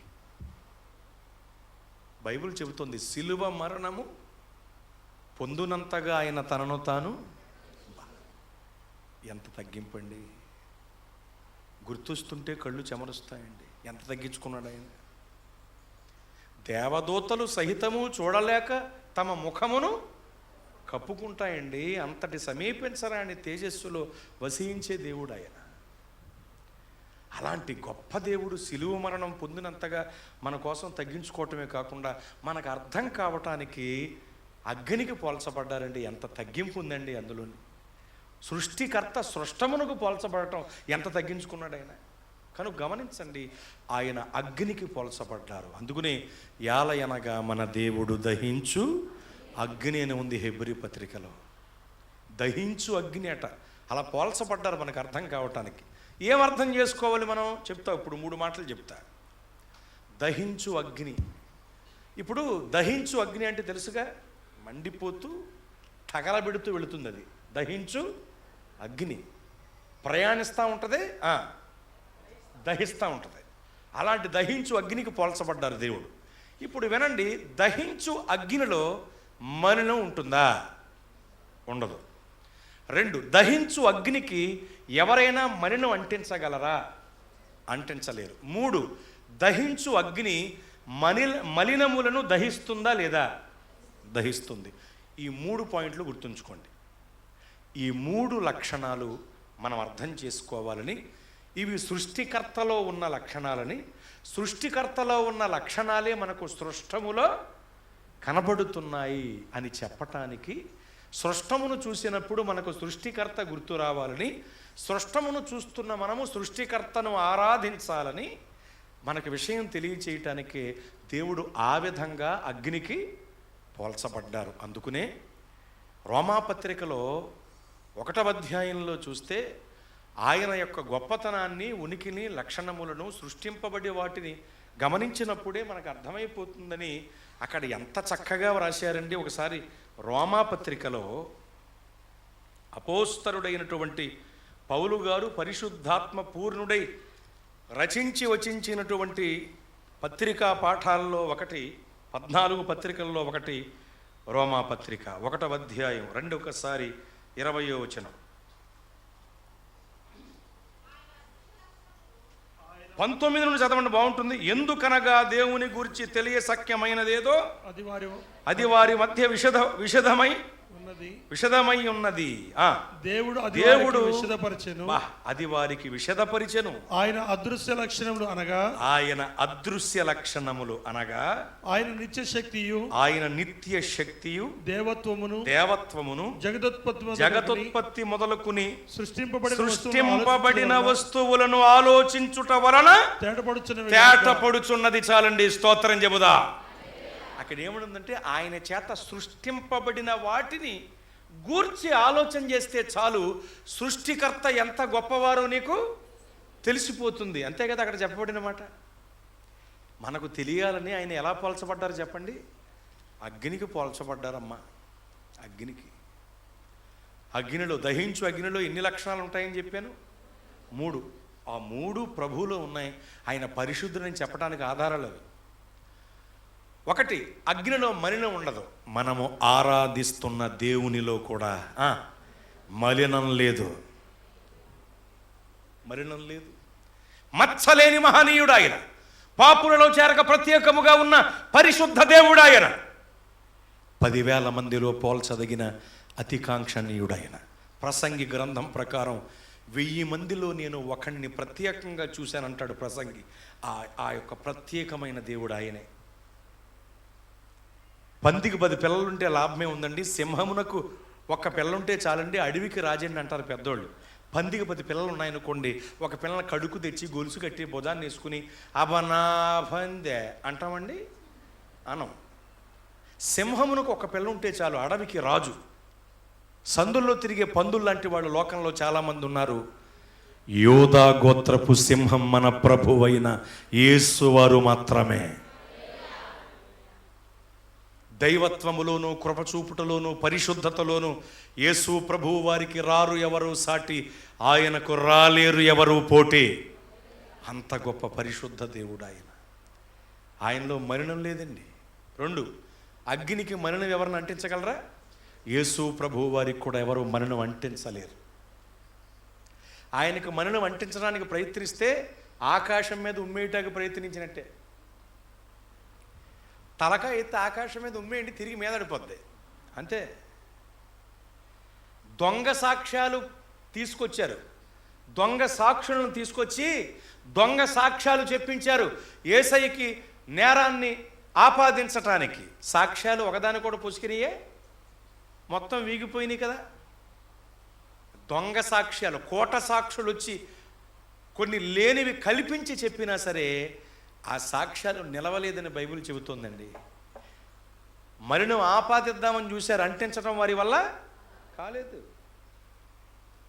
అలాగే అగ్ని, దహించు అగ్ని మలినములను దహిస్తుంది, లేకుండా చెత్తంతా లేకుండా ఏం చేస్తుంది? దహిస్తుంది. అలాగే మన ప్రభువు కూడా మనలో ఉన్న పాపపు మాలిన్యాన్ని తొలగించేస్తారు. ఇప్పుడు చెప్పండి, సృష్టికర్తలో ఉన్న లక్షణాలు ఎందులో కనపడుతున్నాయి? సృష్టంలో కనపడుతున్నాయి. మన సృష్టికర్త ఎవరు? ఆయన లేకుండా ఏదీ కలగలేదు. ఆయన ప్రభువు అయిన యేసువారు. ఆయన పరిశుద్ధుడు అని చెప్పడానికి ఈ ఆధారాలు చాలావా మనకి? ఎన్ని చెప్పానండి ఇప్పటివరకు? గుర్తున్నాయా మీకు? ఆదికాండం అంతా చదివి ఆధారం కావద్దు అంటారా? లేదుగా. ఎన్ని విషయాలు చెప్పానండి. ఇది కూడా ఒక ఆధారం. ఆయన దహించు అగ్ని. ఇంకా చెప్పనా, ప్రకటన గ్రంథంలోనికి వెళితే ఆయన కన్నులు ఎలా ఉన్నాయి? అగ్నిజ్వాలామయములు. బా, అంటే ఆయన కంటి చూపుల్లో కూడా పరిశుద్ధత అనేది. అంత పరిశుద్ధుడు ఆయన. వ్యభిచారమందు పట్టబడిన స్త్రీని అందరూ మరణపాత్రురాలు అంటున్నారు, ఈమె మరణపాత్రురాలు అంటున్నారు, ఈమె వ్యభిచారి అంటున్నారు, ఈమె పాపాత్మురాలు అంటున్నారండి. కానీ యేసయ్య అలా అనలేదు, అమ్మా అని పిలిచారామండి. ఒక వ్యభిచారిలో కూడా అమ్మను చూసిన కన్నులండి యేసయ్యవి. ఎంత గొప్ప పరిశుద్ధమైన చూపులండి ఆయనవి. ఆయన చూపులు, ఆయన మాటలో పరిశుద్ధత. బా, ఆయన మాటలు. అంత గొప్ప పరిశుద్ధ దేవుడు వేలుపురలో ఇంకెవరు లేరు. వేలుపురలో ఇంకెవరు లేరు. అందుకనే పిండమునై నేను ఉండగా నీ కన్నులు నన్ను చూచెనే. పిండమునై నేను ఉండగా నీ కన్నులు నన్ను చూచెనే. నా తల్లి గర్భమందున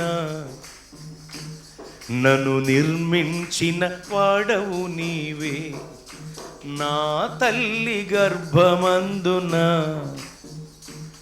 నన్ను నిర్మించిన వాడవు నీవే. తల్లివి నీవే, నా తండ్రివి నీవే, నా తోడు నీవే, నా నీడ నీవే. తల్లివి నీవే, నా తండ్రివి నీవే, నా తోడు నీవే, నా నీడ నీవే. నిన్ను పోలి ఎవరూ లేరు ఈ లోకంలోని, లాంటి దేవుడు లేడు నా యేసయ్య, నీలాంటి దేవుడు లేడు. స్తోత్రం. గమనించండి, వేలుపురలకు ఆయన వంటి వారు మరొకరు. అంత గొప్ప పరిశుద్ధ దేవుడు ఆయన, వేరొకరు లేరు ఆయన వంటి వాళ్ళు. అంత గొప్ప పరిశుద్ధుడు ఏమన్నారంటే, నేను పరిశుద్ధుడును గనుక మీరును పరిశుద్ధులై ఉండుడి. ఎందుకంటే దేవుడు మన నుండి కోరుకుంటున్నది ఆత్మీయ సౌందర్యం. ఆత్మీయ సౌందర్యం అనగా పరిశుద్ధతే. ఆయన పరిశుద్ధుడు కనుక మనం కూడా పరిశుద్ధులమై ఉండాలి. ఆయన మన నుండి కోరుకుంటున్న ఆత్మీయ సౌందర్యము పరిశుద్ధత మాత్రమే. కనుక మనం పరిశుద్ధులం అవ్వాలి. చెప్పండి, ఏమవ్వాలి? మనం పరిశుద్ధులం అవ్వాలి. మనం పరిశుద్ధులం అవ్వాలంటే ప్రభు రక్తంలో మనం కడగబడాలి. బాగా వినండి, మనం పరిశుద్ధులం అవ్వాలంటే ప్రభు రక్తంలో కడగబడాలి. ఊరికే కొట్లో కొంటే వచ్చేద్దండి పరిశుద్ధత. మంచికి మించింది పరిశుద్ధత. ఈ మాట గుర్తుంచుకోండి ఎప్పుడు కూడా. ఒక వ్యక్తి మంచివాడైనంత మాత్రాన పరలోకానికి వెళ్ళడండి. మంచికి మించింది పరిశుద్ధత. ఈ లోకంలో మంచివాళ్ళు చాలామంది ఉన్నారు. పుచ్చలపల్లి సుందరయ్య గారు పార్టీ కోసం ఫ్యామిలీ ప్లానింగ్ ఆపరేషన్ చేయించేసుకున్నాడు. ఆయన తన ఆస్తినంతటినీ పార్టీకి రాసేశారు. ఆయన సైకిల్ మీద అసెంబ్లీకి వెళ్ళేవాడు. ఆయన గొప్ప వ్యక్తి, మంచి వ్యక్తి. లేరా మంచివాళ్ళు లేరా? అలాంటి మంచివాళ్ళు ఎందరో ఉన్నారమ్మా. కానీ నేనేమంటున్నానంటే, మంచికి మించింది పరిశుద్ధత. అది కేవలం యేసు ప్రభువు వారు అనుగ్రహించేది మాత్రమే. అందుకని అంటున్నా, మనం పరిశుద్ధులం అవ్వాలి. మంచి వాళ్ళమై ఉంటే సరిపోదు, పరిశుద్ధులమై ఉండాలి. ఎందుకంటే పరిశుద్ధత లేకుండా పరలోకానికి ఎవరు చేరలేరు. భూమండలము, ఆకాశమండలము, వాయుమండలము, చంద్రమండలము, సూర్యమండలము, నక్షత్ర మండలము అనే 6 మండలాలకు పైన ఉన్న 7వ మండలం పరమండలం, పరలోకం. అంత పైన ఉన్న పరలోకానికి చేరాలంటే మనం పరిశుద్ధులమై ఉండాలి. అక్కడికి వెళ్ళి ప్రతిరోజు ప్రభు యొక్క ముఖదర్శనం చూడాలంటే మనం పరిశుద్ధులమై ఉండాలి. పరిశుద్ధత లేకుండా పరలోకానికి చేరలేం, ప్రభు ముఖదర్శనాన్ని చూడలేం. ప్రభు ముఖదర్శనాన్ని చూడాలన్నా, మనం పరలోకం చేరాలన్నా కలిగి ఉండవలసిన ఏకైక అర్హత పరిశుద్ధత. మనం పరిశుద్ధులం అవ్వాలి. పరిశుద్ధులం అవ్వాలంటే ప్రభు రక్తంలో కడుగబడాలి. ప్రభు రక్తంలో మనం కడుగబడాలి. అందుకనే రుధిరపాతం వినాపా విమోచనం నభవతి అన్నారు. అనగా రక్తము చిందింపకుండా పాపక్షమాపణ కలుగుదని శ్లోకము యొక్క భావం. ఏ రక్తం? గొర్రెల, కోడెల, కొంగల, కోళ్ల, కుక్కల, ఎడ్ల, మేకల రక్తమా? ఆ రక్తం వల్ల పాపము నివృత్తి గావించబడదు. పోనీ మన రక్తమా? అబ్బే, ఒక పాపి రక్తం వేరొక పాపిని శుద్ధీకరించలేదు. ఎందుకంటే గుడ్డివాడు గుడ్డివాడికి త్రోవ చూపెడితే ఇద్దరూ కలిసి గొంట్లో పడతారని ప్రభువు చెప్పారు. కనుక మన రక్తం వల్ల కూడా పాపము నివృత్తి గావించబడదు. మరి ఏ రక్తం అంటే పరిశుద్ధమైన, నిర్దోషమైన, నిష్కళంకమైన రక్తమై ఉండాలి. అందుకనే సర్వపాప పరిహారో రక్త ప్రోక్షమస్యకం తద్రక్తం పరమాత్మేన పుణ్యదాన బలియాగమని బ్రాహ్మణములు చెప్పాయి. బ్రాహ్మణములలో వ్రాయబడి ఉన్నమాట. సర్వమానవాళి పాప పరిహారార్థమై పరమాత్ముడే రక్తము చిందించాలి. ప్రజాపతేర్దేవేర్భ్యో ఆత్మానం యజ్ఞం కృత్వ ప్రాయశ్చిత్ అన్నారు. ప్రజల పరిపాలకుడైన ప్రజాపతి అయిన దేవాది దేవుడే ప్రజలందరి కొరకు యజ్ఞం చేసి యజ్ఞంలో యాగమైపోవాలి అని బ్రాహ్మణములలో చెప్పబడింది. ఈ మాటలకు మించిన మాట కయప అనే వ్యక్తి పలుకుతాడు. అనేకుల కొరకు ఒకడు మరణించవలన్న సంగతి మీకు తెలియదా అనే భావం వచ్చే మాట మాట్లాడతాడు. ఆ మాట తనకు తాను పలుకలేదని అతడు దేవుని ఆత్మచేత నింపబడి ప్రవచించాడని బైబిల్ చెబుతుందండి. ఇలా చెప్పుకుంటూ వెళితే ప్రవచనోక్తులు కావచ్చు, లేఖనోక్తులు కావచ్చు, శాస్త్రోక్తులు కావచ్చు, శ్లోకముల వివరములు కావచ్చు, వీటన్నిటి సారాంశమును నెరవేర్చుటకు జీవితకాలమంతా మరణ భయము చేత పట్టి పీడింపబడుతూ పాపపు దాస్యపు శృంఖలములలో చిక్కుకుపోయి నలిగి నశించి నరకాగ్నికి దిగజారిపోబోతున్న మానవ జాతిని విమోచించుటకు ఆత్మరూపి అయిన దేవుడు రక్తమాంసములలో పాలివాడాయను. ఆయనే ప్రభువైన యేసు క్రీస్తువారు. ఆయన ఈ లోకానికి వచ్చి లేత మొక్క వలె ఎదిగి తగిన సమయమందు తనను తాను అప్పగించుకుని నలగొట్టబడి సిలువ మ్రానుకు దేగొట్టబడి రక్తమంతా కార్చి ప్రాణం పెట్టి మనకు గొప్ప రక్షణ భాగ్యం అనుగ్రహించారండి. సిలువలో బలి అయి యేసు ప్రభువు వారు కార్చిన రక్తం మన పాపములను తొలగించి మనల్ని పరిశుద్ధపరిచే ఏకైక సాధనం. మన చేతికి మట్టంటితే కడుక్కోవటానికి నీళ్లు సాధనం. మరి నీళ్లకు బురద పడితే శుద్ధి చేయటానికి పటిక, ఎండిపి గింజలు, బ్లీచింగ్ వంటివి సాధనాలు.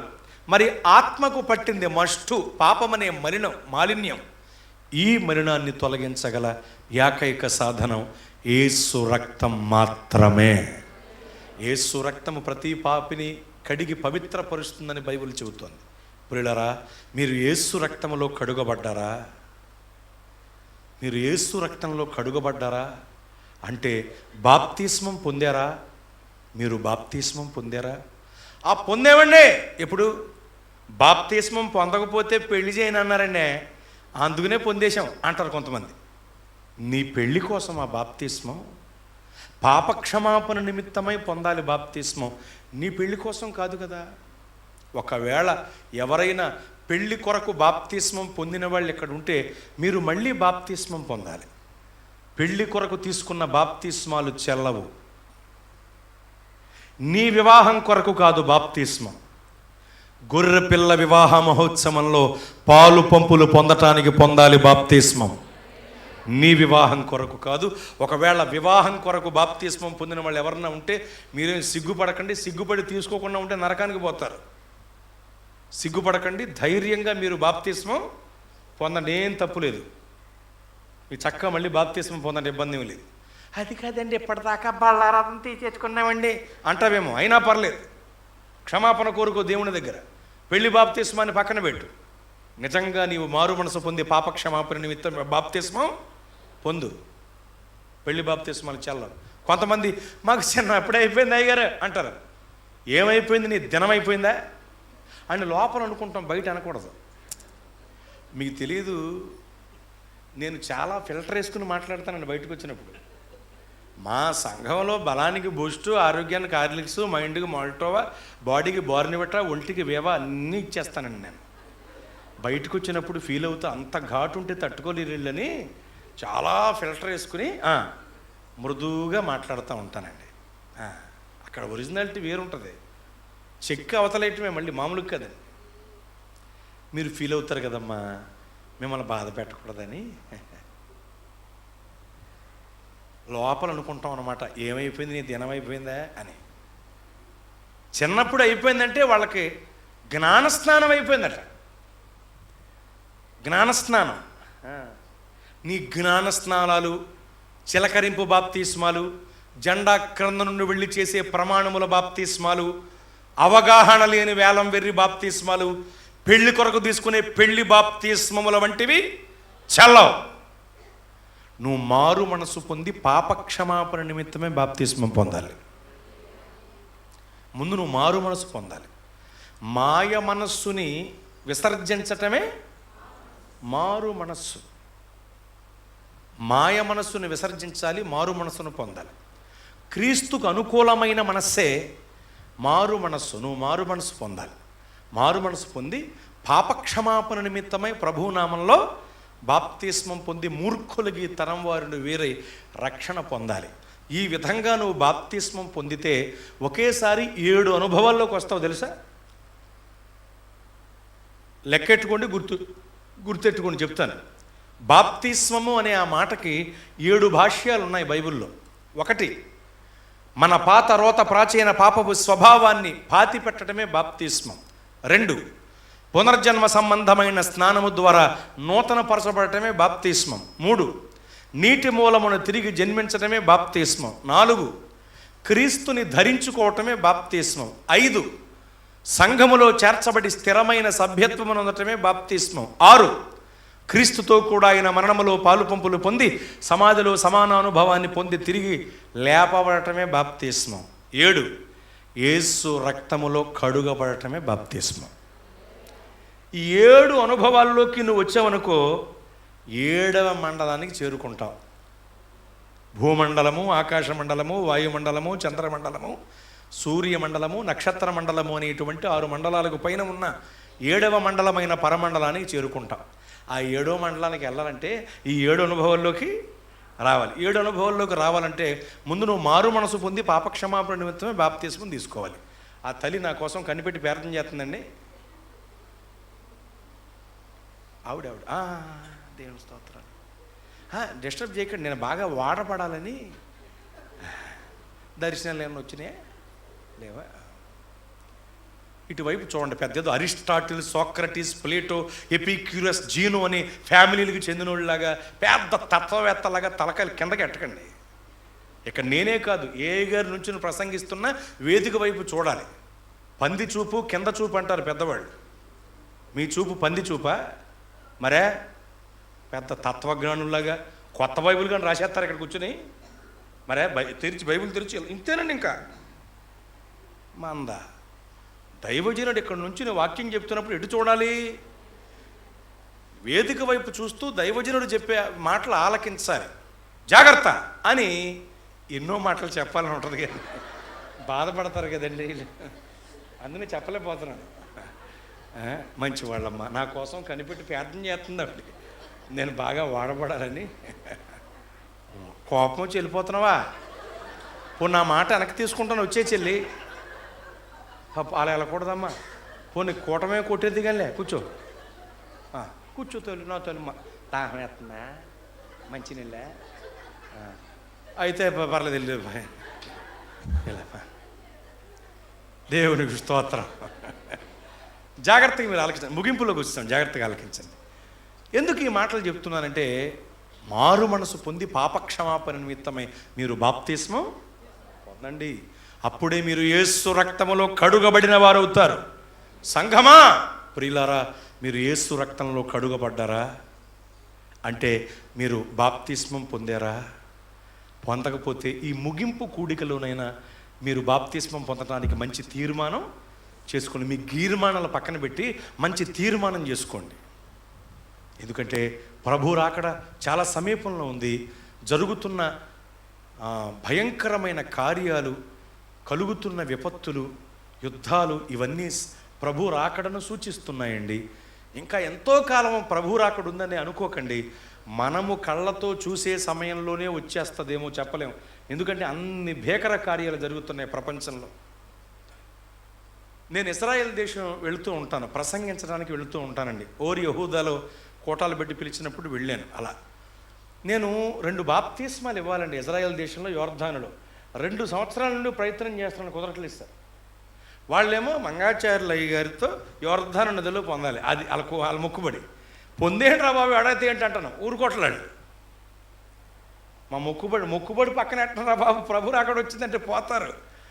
అక్కడ ఎవరో ఒకరు ఉంటారు, లేకపోతే మీకు వీళ్ళు ఈ దేశంలో పొందేయచ్చు కదా, యోర్దాన్లోనే అవసరం లేదు అంటాను. కానీ వాళ్ళ ఆశ అండి అది.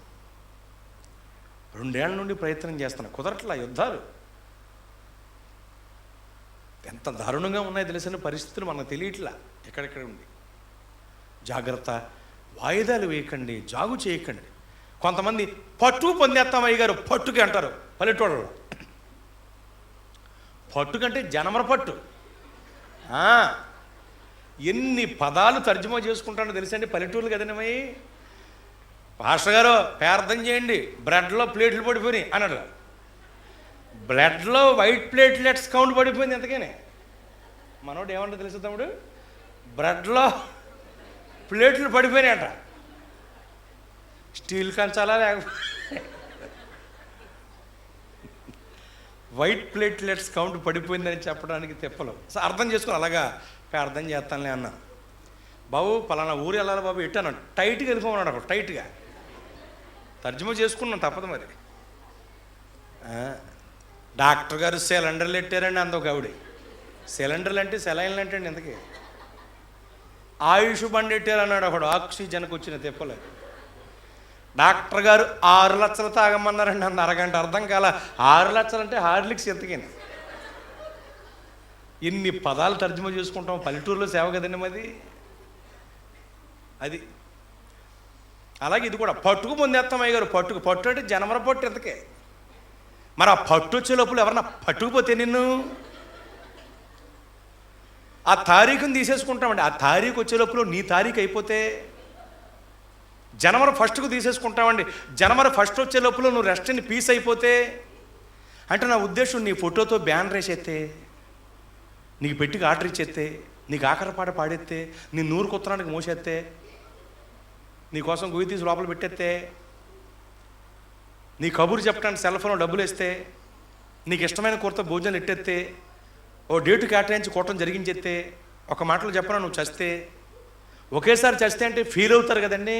అందుకు ఇవన్నీ వెతుకుని చెప్పాను. తస్మాత్ జాగ్రత్త జాగ్రత్త, జాగు చేయకండి. ఇదే మిక్కిలి అనుకూల సమయం, ఇదే రక్షణ దినం. కనుక దయచేసి మారు మనసు పొంది పాపక్షమాపణ నిమిత్తమై ఎవరైతే బాప్తిస్మం పొందుతారో వాళ్ళు యేసు రక్తములో కడుగబడిన వారు అవుతారు. ఎవరైతే యేసు రక్తంలో కడుగబడతారో వాళ్ళు పరిశుద్ధపరచబడతారు. పరిశుద్ధపరచబడిన వాళ్ళే పరిశుద్ధులవుతారు. కనుక మనం పరిశుద్ధులం అవ్వాలి కదా. దేవుడు మన నుండి కోరుకుంటున్నది ఏమిటి? ఆత్మీయ సౌందర్యం. ఆత్మీయ సౌందర్యం అంటే ఏమిటి? పరిశుద్ధత. మనం ఏం పొందాలి, ఏం కలిగి ఉండాలి? పరిశుద్ధత. పరిశుద్ధులం అవ్వాలంటే ప్రభు రక్తంలో కడగబడాలి. ప్రభు రక్తంలో కడగబడుట అంటే మారు మనసు పొంది పాపక్షమాపణ నిమిత్తమై బాప్తిస్మం పొందుట. కనుక ప్రియులారా, ఇక జాగు చేయకండి, మారు మనసు పొందండి, పాపక్షమాపణ నిమిత్తమై మీరు బాప్తిస్మం పొందండి. మూర్ఖులకి తరం వారిని వేరే రక్షణ పొందండి, అప్పుడు మీరు పరిశుద్ధపరచబడతారు.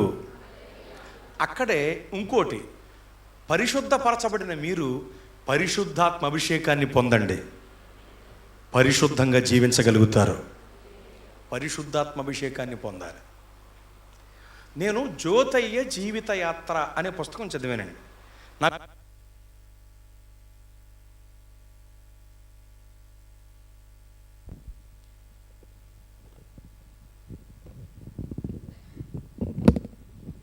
Praise the lord.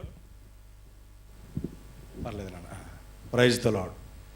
నాకు బాగా ఇష్టమైన దైవజనుల్లో పిఎల్ పరంజ్యోతయ్య గారు ఒకరు. నాకు చాలా ఇష్టం అండి. వారి పుస్తకం చదివి, జ్యోతయ్య జీవిత యాత్ర అనే బుక్ చదివి నేను చాలా ఛార్జ్ అయ్యాను. నాకు ప్రయోజనకరంగా ఉంది ఆయన సాక్షి. దేవుని కృప ఏంటంటే 2 సంవత్సరాలుగా వారి సభలకు కూడా వెళుతున్నాను నేను. వారు లేరు, ప్రభు దగ్గరికి వెళ్ళిపోయారు. వాళ్ళ కుమారులు పెట్టే సభలు ఉన్నాయి కదండి. రాజమండ్రిలో లాజరస్ గారు నన్ను పిలుస్తూ ఉంటారు వారి సభలకు, సమావేశాలకి. అలాగే అంతర్వేది పాలెం నేను సభలకు వెళుతూ ఉంటాను ప్రసంగించడానికి. వచ్చే సంవత్సరం 12వ తారీఖు మళ్ళీ తీసుకున్నారు డేటు వాళ్ళు. అక్కడికి వెళ్తాను ప్రసంగించడానికి. అలా పరిచయం ఉంది ఆ ఫ్యామిలీస్తో నాకు. రాక్ చర్చికి వెళుతూ ఉంటాను హైదరాబాద్. అలాగే అమలాపురం జూబ్లీ మన్నా చర్చి వాళ్ళు పిలుస్తారు, అక్కడ కూడా పరంజ్యోతయ్య గారు కుమార్తె ఉన్నారు, షారూన్ అమ్మగారు అనుకుంటా ఆవిడ పేరు. ఆవిడ వెళ్తూ ఉంటారు. ఆ కుటుంబాలతో పరిచయం ఉంది నాకు బాగా. నాకు పిఎల్ పరంజ్యోతయ్య గారు అంటే చాలా ఇష్టం. నాకు ఇష్టమైన దైవజనుల్లో వారు కూడా ఒకరు. వారి జీవిత యాత్ర చరిత్ర చదివినప్పుడు నేను ఆశ్చర్యపోయాను. ఆయన పరిచర్య ప్రారంభం, ఆయన పడిన శ్రమ, ఇవన్నీ.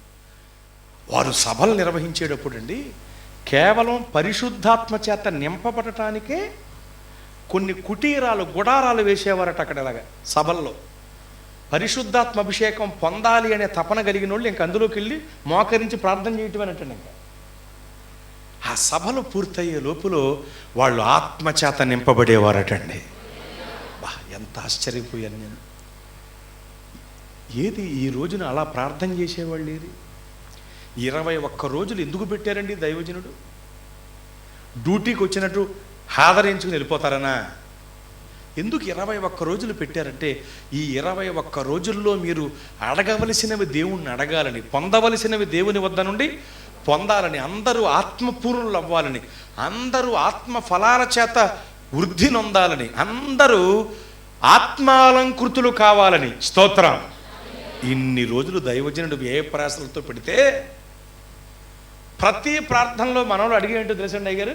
యేసు ప్రభువా మీలో బుద్ధి జ్ఞానం ఉంది, అది నా బుర్రలో పెట్టండి. యేసు ప్రభువా మీలో స్వస్థత ఆరోగ్యం ఉంది, అది నా శరీరం అంతా పెట్టండి. యేసు ప్రభువా మీలో ఐశ్వర్యము ఆశీర్వాదం ఉంది, ఆ 2 మాత్రం నా జేబులో పెట్టండి. వీళ్ళు అడిగేది ఇయ్యనండి, జేబులో పెట్టండి. నేనండి, నా భర్త అండి, నా కుటుంబం అంది అండి, మేమండి, మొత్తం మేమే బాగుండాలండి, మా నెత్తి మీద ₹1,00,00,000 మూటండి. సిగ్గు లేదా జీవితాలకి? 21 రోజు దైవజనుడు వ్యయ ప్రయాసాలకు వచ్చి, ఎంత ప్రయాసం తెలిసండి 21 రోజులు కోటాలు తిరిగించడం అంటే ఎన్నో రోజు అండి ఇది? ఫైనల్ డే 21 అండి ఇది. ఇన్ని రోజులు పెట్టడం ఎంత కష్టమో తెలుసా? దైవజనుడు ఎందుకు అలా పెడుతున్నారు? మన మేలు కొరకే కదా. అది గుర్తించుకుని ఏం అడగాలి అవి అడగాలి. మీరు అడగవలసిన వాటిలో ఒకటి అంటే తెలుసా? ఆత్మాభిషేకం. నిజంగా మీరు అడిగి ఉంటే, నేను చెబుతున్నాను, 21 రోజుల్లో మీరు ఆత్మచేత నింపబడి వరాలతో ఫలాలతో తొలదూకుతారు. మీరు అడగండి ఎప్పుడైనా, ఈరోజైనా. ఎందుకంటే పరిశుద్ధపరచబడటం ఒక ఎత్తు, పరిశుద్ధంగా జీవించడం మరొక ఎత్తు. నువ్వు పరిశుద్ధపరచబడాలంటే యేసు రక్తంలో కడగబడాలి. పరిశుద్ధంగా జీవించాలంటే నీ శక్తి చేతో బలము చేత అయ్యే పనిది కాదు, పరిశుద్ధాత్మాభిషేకం చేత నింపబడాలి. యోసేపు గారు దేవుని ఆత్మ కలిగిన వాడు గనుక పాపం చేసే అవకాశం వచ్చినా కూడా అతడు పాపము చేయలే. ఎందుకు? దేవుని ఆత్మ కలిగిన వాడు. ఈ సూత్రాన్ని పట్టించుకోండి. మళ్ళీ వెంటనే మరి సంసోను పాడైపోయాడు కదండి, వెళ్ళా డిక్కి గడిగి వెళ్ళి శవపేటికి మొహం. మనోళ్ళు ఎత్తుకునే ఇయ్యేనండి, మంచివి కాదండి, ఎలాంటి ఎత్తుకుంటారు. సిలువలో దొంగ బాప్తిస్మం పొందాడండి, ఈడు పెద్ద దొంగ అండి. సిలువలో దొంగ బాప్తిస్మం పొందాడా మేము పొందటానికి అనేవాళ్ళు పెద్ద దొంగలండి. నా మాటలు మోటుగా ఉన్న అందులో అర్థాలు బాగుంటాయి, గమనించండి. ఇలాంటి డొక్కులో పదాలు వెతుక్కోకుండా మంచి వాళ్ళను మాదిరిగా తీసుకోండి. సిలువలో దొంగ మాదిరి ఏంటిరా, శవపేటిక మొహమా? ఆ దొంగల మధ్యలో ఎవరున్నారు? యేసుబాబు కదా మనకు మాదిరి. ఏమండి, ఆయన్ని మాదిరిగా తీసుకోవాలి, కానీ సిలువలో దొంగ నీకు మాదిరా? గుర్తుంచుకో. ఆత్మ కలిగిన వాడైనా సంసోను గారు పడిపోడు కదండి. ఇప్పుడు నువ్వు పడిపోతావేటి? మరి యోసేపు గారిని ఏం చేద్దాం? ఆత్మ కలిగిన వాడు కనుక పాపం చేసే అవకాశం వచ్చినా, చెప్పండి, పాపం చేసే అవకాశం వచ్చినా పాపం చేయలా అతను. అది కదా మనకు కావాల్సింది. అది గుర్తుంచుకోండి.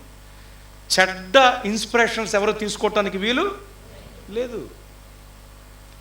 యోసేపు గారికి పాపం చేసే అవకాశం వచ్చినా ఎందుకు పాపం చేయలేదంటే దేవుని ఆత్మ కలిగిన వాడు కనుక గుర్తుంచుకోండి ఈ మాటలు. యోసేపు గారిలాగా మనం పరిశుద్ధంగా జీవించాలి. ఐగుప్తులో పరిశుద్ధంగా జీవించడం. ఐగుప్తు లోకానికి పాపానికి గుర్తు. ఆ లోకానికి పాపానికి శాపానికి గుర్తుగా ఉన్న ఐగుప్తులో పరిశుద్ధత కలిగి ఉన్నాడు. ఎందుకు?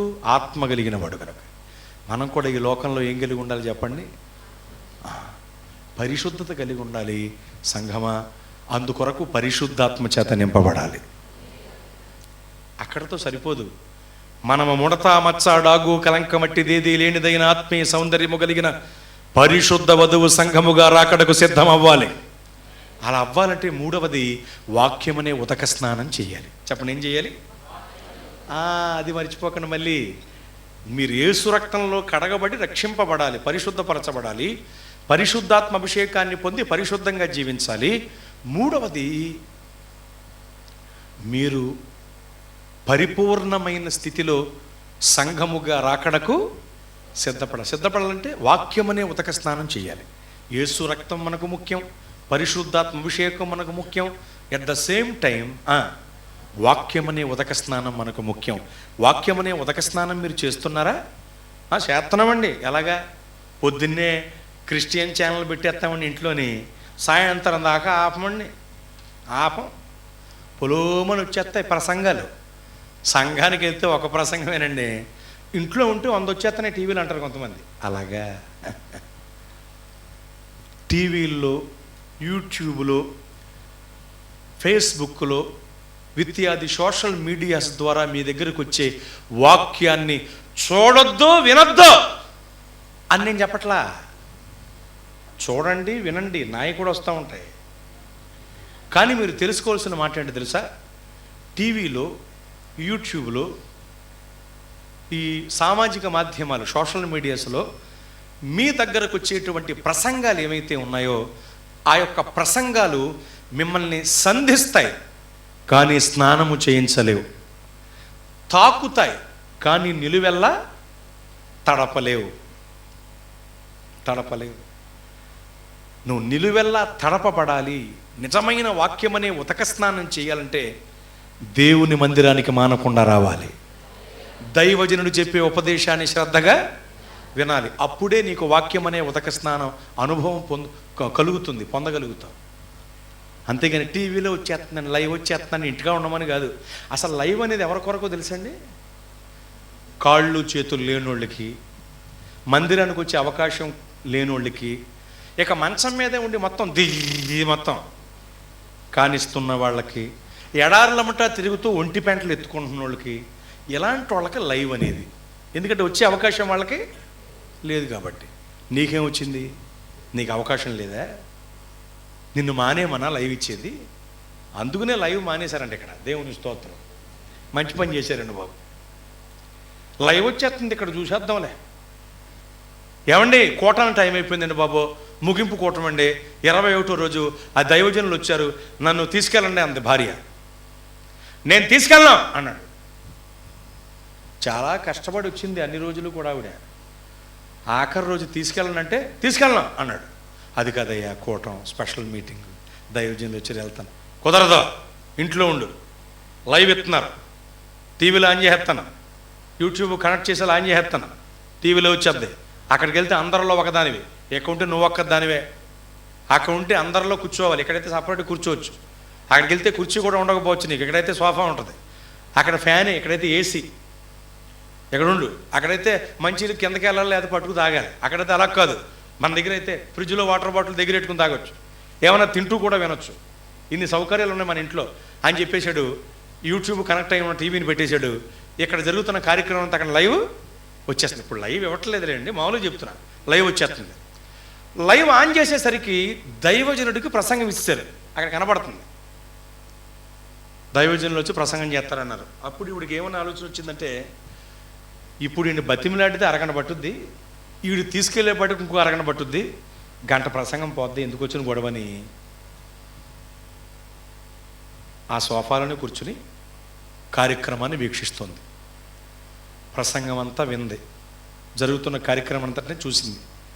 ప్రసంగం అయిపోయింది, ముగింపు ప్రార్థన ఆశీర్వాదాలు కూడా అయిపోయాయి. అయిపోయిన తర్వాత భర్త వచ్చి, చూసావా నువ్వంటే నాకు లవ్సే, ఎన్ని ఏర్పాట్లు చేసినా చూసావా, అక్కడికి వెళ్తే అందరిలో ఒకదానివి, ఇక్కడ నువ్వు ఒక్కదానివి, అక్కడికి వెళ్తే ఫ్యాన్ కూడా ఉండదేమో నీకు, ఇక్కడ ఏసీ, అక్కడికి వెళ్తే కింద కూర్చోవాలి, ఇక్కడ సోఫా, చూసావు ఎన్ని ఏర్పాట్లు చేశాను. సరే ఆకలి ఎత్తన అన్నం పెట్టు అన్నాడు. అభిరుచి ఛానల్ పెట్టుకోమంది. ఆకలి ఎత్తన అన్నం పెట్టి అన్నాడు, అభిరుచి ఛానల్ పెట్టుకోమని. అది ఎందుకు అన్నాడు, ఎందుకో చూడు బోల్డ్ రకాల వంటకాలు ఉంటాయి అందులో, పెట్టుకు తినే వడ్డించుకు తినేమంది. అది ఎలా కుదురుద్ది అన్నాడు. మరి ఇది ఎలా కుదురుద్ది అన్నాడు. ఎలా ఇచ్చింది బాగా ఇచ్చింది కదా. కోడితేకు ఈయన సౌండ్ వచ్చిన బాగా ఇచ్చిందా.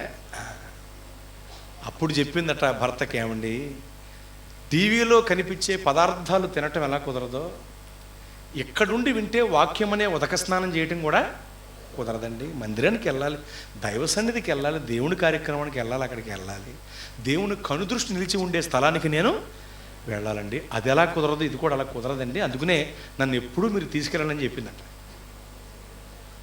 బాగా ఇచ్చిందా. అందుకని టీవీల్లో సోషల్ మీడియాస్లో వచ్చే ప్రసంగాలు సంధిస్తాయి కానీ స్నానం చేయించలేవు, తాకుతాయి కానీ తడపలేవు. నిజమైన వాక్యమనే ఉతక స్నానం చేయాలంటే దేవుని మందిరానికి రావాలి, దేవుని సన్నిధికి రావాలి, దేవుని కనుదృష్టి నిలిచి ఉండే స్థలానికి రావాలి. పరమన్యాయస్థానమైన పరలోకపు గవిని అయిన దేవుని మనస్సు ఉన్న చోటుగా ప్రసిద్ధిగాంచిన దేవుని మందిరానికి రావాలి. దేవుని మందిరములో దైవజనుడు చెప్పే ఉపదేశాలు ఆలకించాలి. అప్పుడే వాక్యమనే ఉదక స్నానానుభవం నీకు కలుగుతుంది. ఒకటి, యేసు రక్తంలో కడగబడాలి, పరిశుద్ధపరచబడాలి. 2, పరిశుద్ధాత్మాభిషేకాన్ని పొందాలి, పరిశుద్ధంగా జీవించాలి. 3, వాక్యమనే ఉదక స్నానం చెయ్యాలి, రాకడకు పరిశుద్ధ సంఘముగా సిద్ధపడాలి. ఈ 3 అడుగులు నువ్వు వేయగలిగితే మిగతా అడుగులు పరలోకం దాకా దేవుడు వేయిస్తారు. హనోకు గారిని నడిపించుకుని తీసుకుపోయినట్లుగా దేవుడు నిన్ను కొనిపోతారో. ఎప్పుడు అంటే నీవు పరిశుద్ధపరచబడినప్పుడు, పరిశుద్ధంగా జీవించినప్పుడు, పరిశుద్ధ సంఘముగా సిద్ధపడినప్పుడు. దేవుడు కోరుకుంటుంది ఇదేగా, పరిశుద్ధతేగా, అదేగా ఆత్మీయ సౌందర్యం. కనుక దయచేసి దేవుడు కోరుకుంటున్న ఆత్మీయ సౌందర్యాన్ని పొందు నిమిత్తమై పరిశుద్ధులవ్వండి. పరిశుద్ధులకు నిమిత్తమై 1, ప్రభు రక్తంలో కడగబడండి. 2, పరిశుద్ధాత్మ అభిషేకాన్ని పొందండి. 3, వాక్యం అనే ఉదక స్నానం చేయండి. ఈ 3 అనుభవాల్లోనికి రండి, పరిశుద్ధులు కండి, ప్రభు రాకడలో ఎత్తపడదామండి, ప్రభువిచ్చే నిత్య జీవాన్ని పొందుకుందామండి. దేవుడి క్లుప్త వివరణ మన వెనుకడిలో దీవించునుగాక. ఆమేన్. తరలో ఉంచి కన్నులు మూయండి, ప్రార్థన చేద్దాం. ప్రతి ఒక్కరూ కూడా దయచేసి ప్రార్థన చేయండి. నీవు పరిశుద్ధపరచబడాలి, పరిశుద్ధంగా జీవించాలి, పరిశుద్ధ సంఘముగా సిద్ధపడాలి. ఇదంతా జరగాలంటే ముందు నీవు యేసు రక్తంలో కడగబడాలి. యేసు రక్తములో కడగబడుట ముందు నువ్వు వేయవలసిన, పరిశుద్ధతలోనికి వేయవలసిన మొదటి అడుగది. నువ్వు యేసు రక్తంలో కడుగబడాలి. యేసు రక్తములో నువ్వు కడుగబడ్డావా? లేదంటే కడుగబడతానని తీర్మానం చేసుకో. ఈరోజు నేను యేసు రక్తములో కడుగబడతానండి అన్నవాళ్ళు మీ 2 చేతులు పైకి చాపి చూపెడతారా? మీ కొరకు ప్రార్థన చేస్తాను. మళ్ళీ అడుగుతున్నా, నేను యేసు రక్తములో కడగబడతానని అన్నవాళ్ళే చేతులు ఎత్తండి. నేను యేసు రక్తములో కడుగబడతాను అన్నవాళ్ళు మాత్రమే చేతులు ఎత్తండి. బాగా చేతులు పైకి చాపండి. నేను యేసు రక్తములో కడుగబడతాను అన్నవాళ్ళే చేతులు ఎత్తండి. యేసు రక్తములో కడుగబడుట అంటే బాప్తిస్మం పొందుట. ఇందాకే వివరంగా చెప్పాను మీకు. యేసు రక్తములో కడుగబడుట అంటే బాప్తిస్మం పొందుట. నాకు బాప్తిస్మం కావాలి, నాకు బాప్తిస్మం కావాలి అన్నవాళ్ళే చేయెత్తండి. నాకు బాప్తిస్మం కావాలి, నేను బాప్తిస్మం పొందుతాను అన్నవాళ్ళు మాత్రమే చేతులెత్తండి. చేతులెత్తిన వారు ఒక్కసారి లేచి నుంచోండి. ప్రత్యేకంగా మీ కొరకు ప్రార్థిస్తాను. పిరికితనంతో నుంచోవటం మానకండి. ఎందుకంటే ప్రకటన 21:8 ఏమని వ్రాసి ఉందంటే, పిరికి వారు నరకానికి పోతారని ఉంది.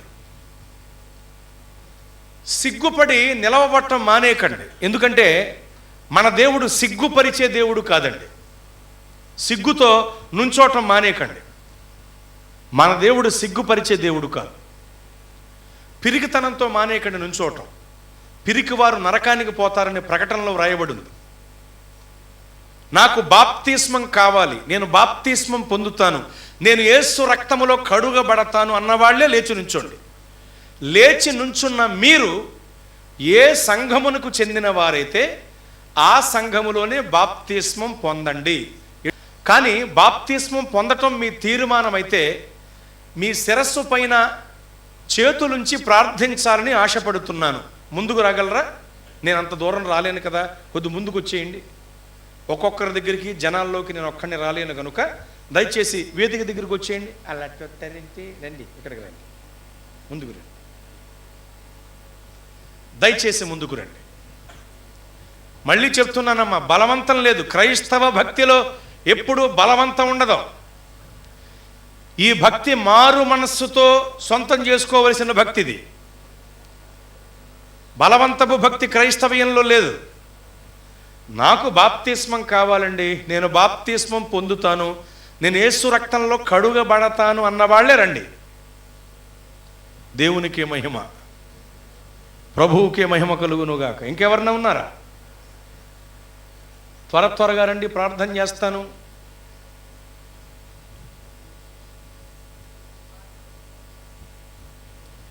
ప్రార్థన చేద్దాం. అమ్మ, మిగతా వాళ్ళు మాట్లాడుకోమని కాదు, మా అమ్మ ముసలిమ అమ్మ, ప్రార్థన చేయి. ఎదరు వచ్చిన వాళ్ళ కోసం ప్రార్థన చేయి. పెద్ద సోదెట్టు మళ్ళీ చేతులెత్తి ప్రార్థన చేయండి వీళ్ళ కోసం.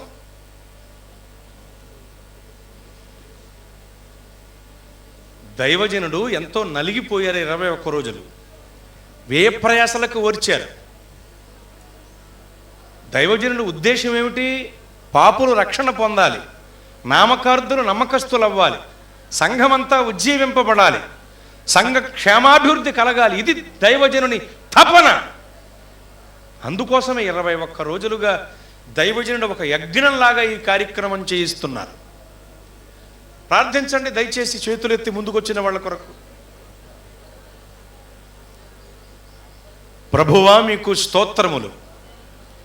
దేవా, విత్తబడిన వాక్యమునికి నీరు కట్టి ఫలింపు కలిగించండి. మీ 2వ రాకడకు ప్రతి ఒక్కరిని ఆయత్తపరచండి. తీర్మానంతో ముందుకు వచ్చిన బిడ్డలు ఉన్నారయ్యా, వీళ్ళ తీర్మానాలు స్థిరపరచండి, వీరిని బలపరచండి.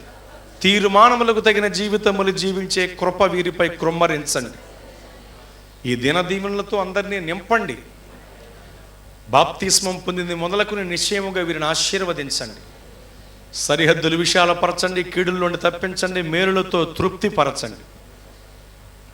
ముందున్న సమయం అంతా అందరికీ దీవెనగా మార్చండి. కార్యక్రమానంతటినీ మీరు ఆశీర్వాదకరంగా జరిగించండి. ఈ ప్రార్థనలకు కూడికలకు ప్రతిఫలముగా సంఘములో నూతనాత్మలు చేర్చబడునుగాక, సేవ విస్తరించునుగాక, పరిచర్య ప్రభలునుగాక, ప్రతి వ్యతిరేకత పాదపీఠమగునుగాక. యేసు ఘననామంలో ఈ మనవులన్నీ అడిగి జవాబు పొంది ఉన్నాము తండ్రి, ఆమేన్. మీరు అలాగే ఉండండి, మీ ప్రార్థించి పంపిస్తాను, అలాగే ఉండండి. దైవజనులకు తిమోతి అయ్య గారికి ప్రభునామంలో ప్రత్యేకమైన వందనములు తెలియజేస్తున్నానండి. వారి కుటుంబానికి, వారి తల్లి గారికి, చేరువున్న మీ అందరికీ నిండైనటువంటి శుభాభివందనాలు తెలియజేస్తున్నాను. పద్మా గారండి వారి పేరు. అలాగే నాతోటి పాటు బైబిల్ కాలేజీలో మా క్లాస్మేట్ అక్క పద్మజ గారికి నిండైనటువంటి వందనాలు తెలియజేస్తున్నాను. దేవుడు మిమ్మును దీవించును గాక. ఆమేన్. ఏ సంఘ సహవాసానికి వెళ్ళని వారికి మా ఆహ్వానం. ప్రార్థనా సమయాలు: ఆదివారం ఉదయం 6 గంటల నుండి 8:30 వరకు, రెండవ ఆరాధన ఉదయం 11 గంటల నుండి మధ్యాహ్నం 1:30 వరకు.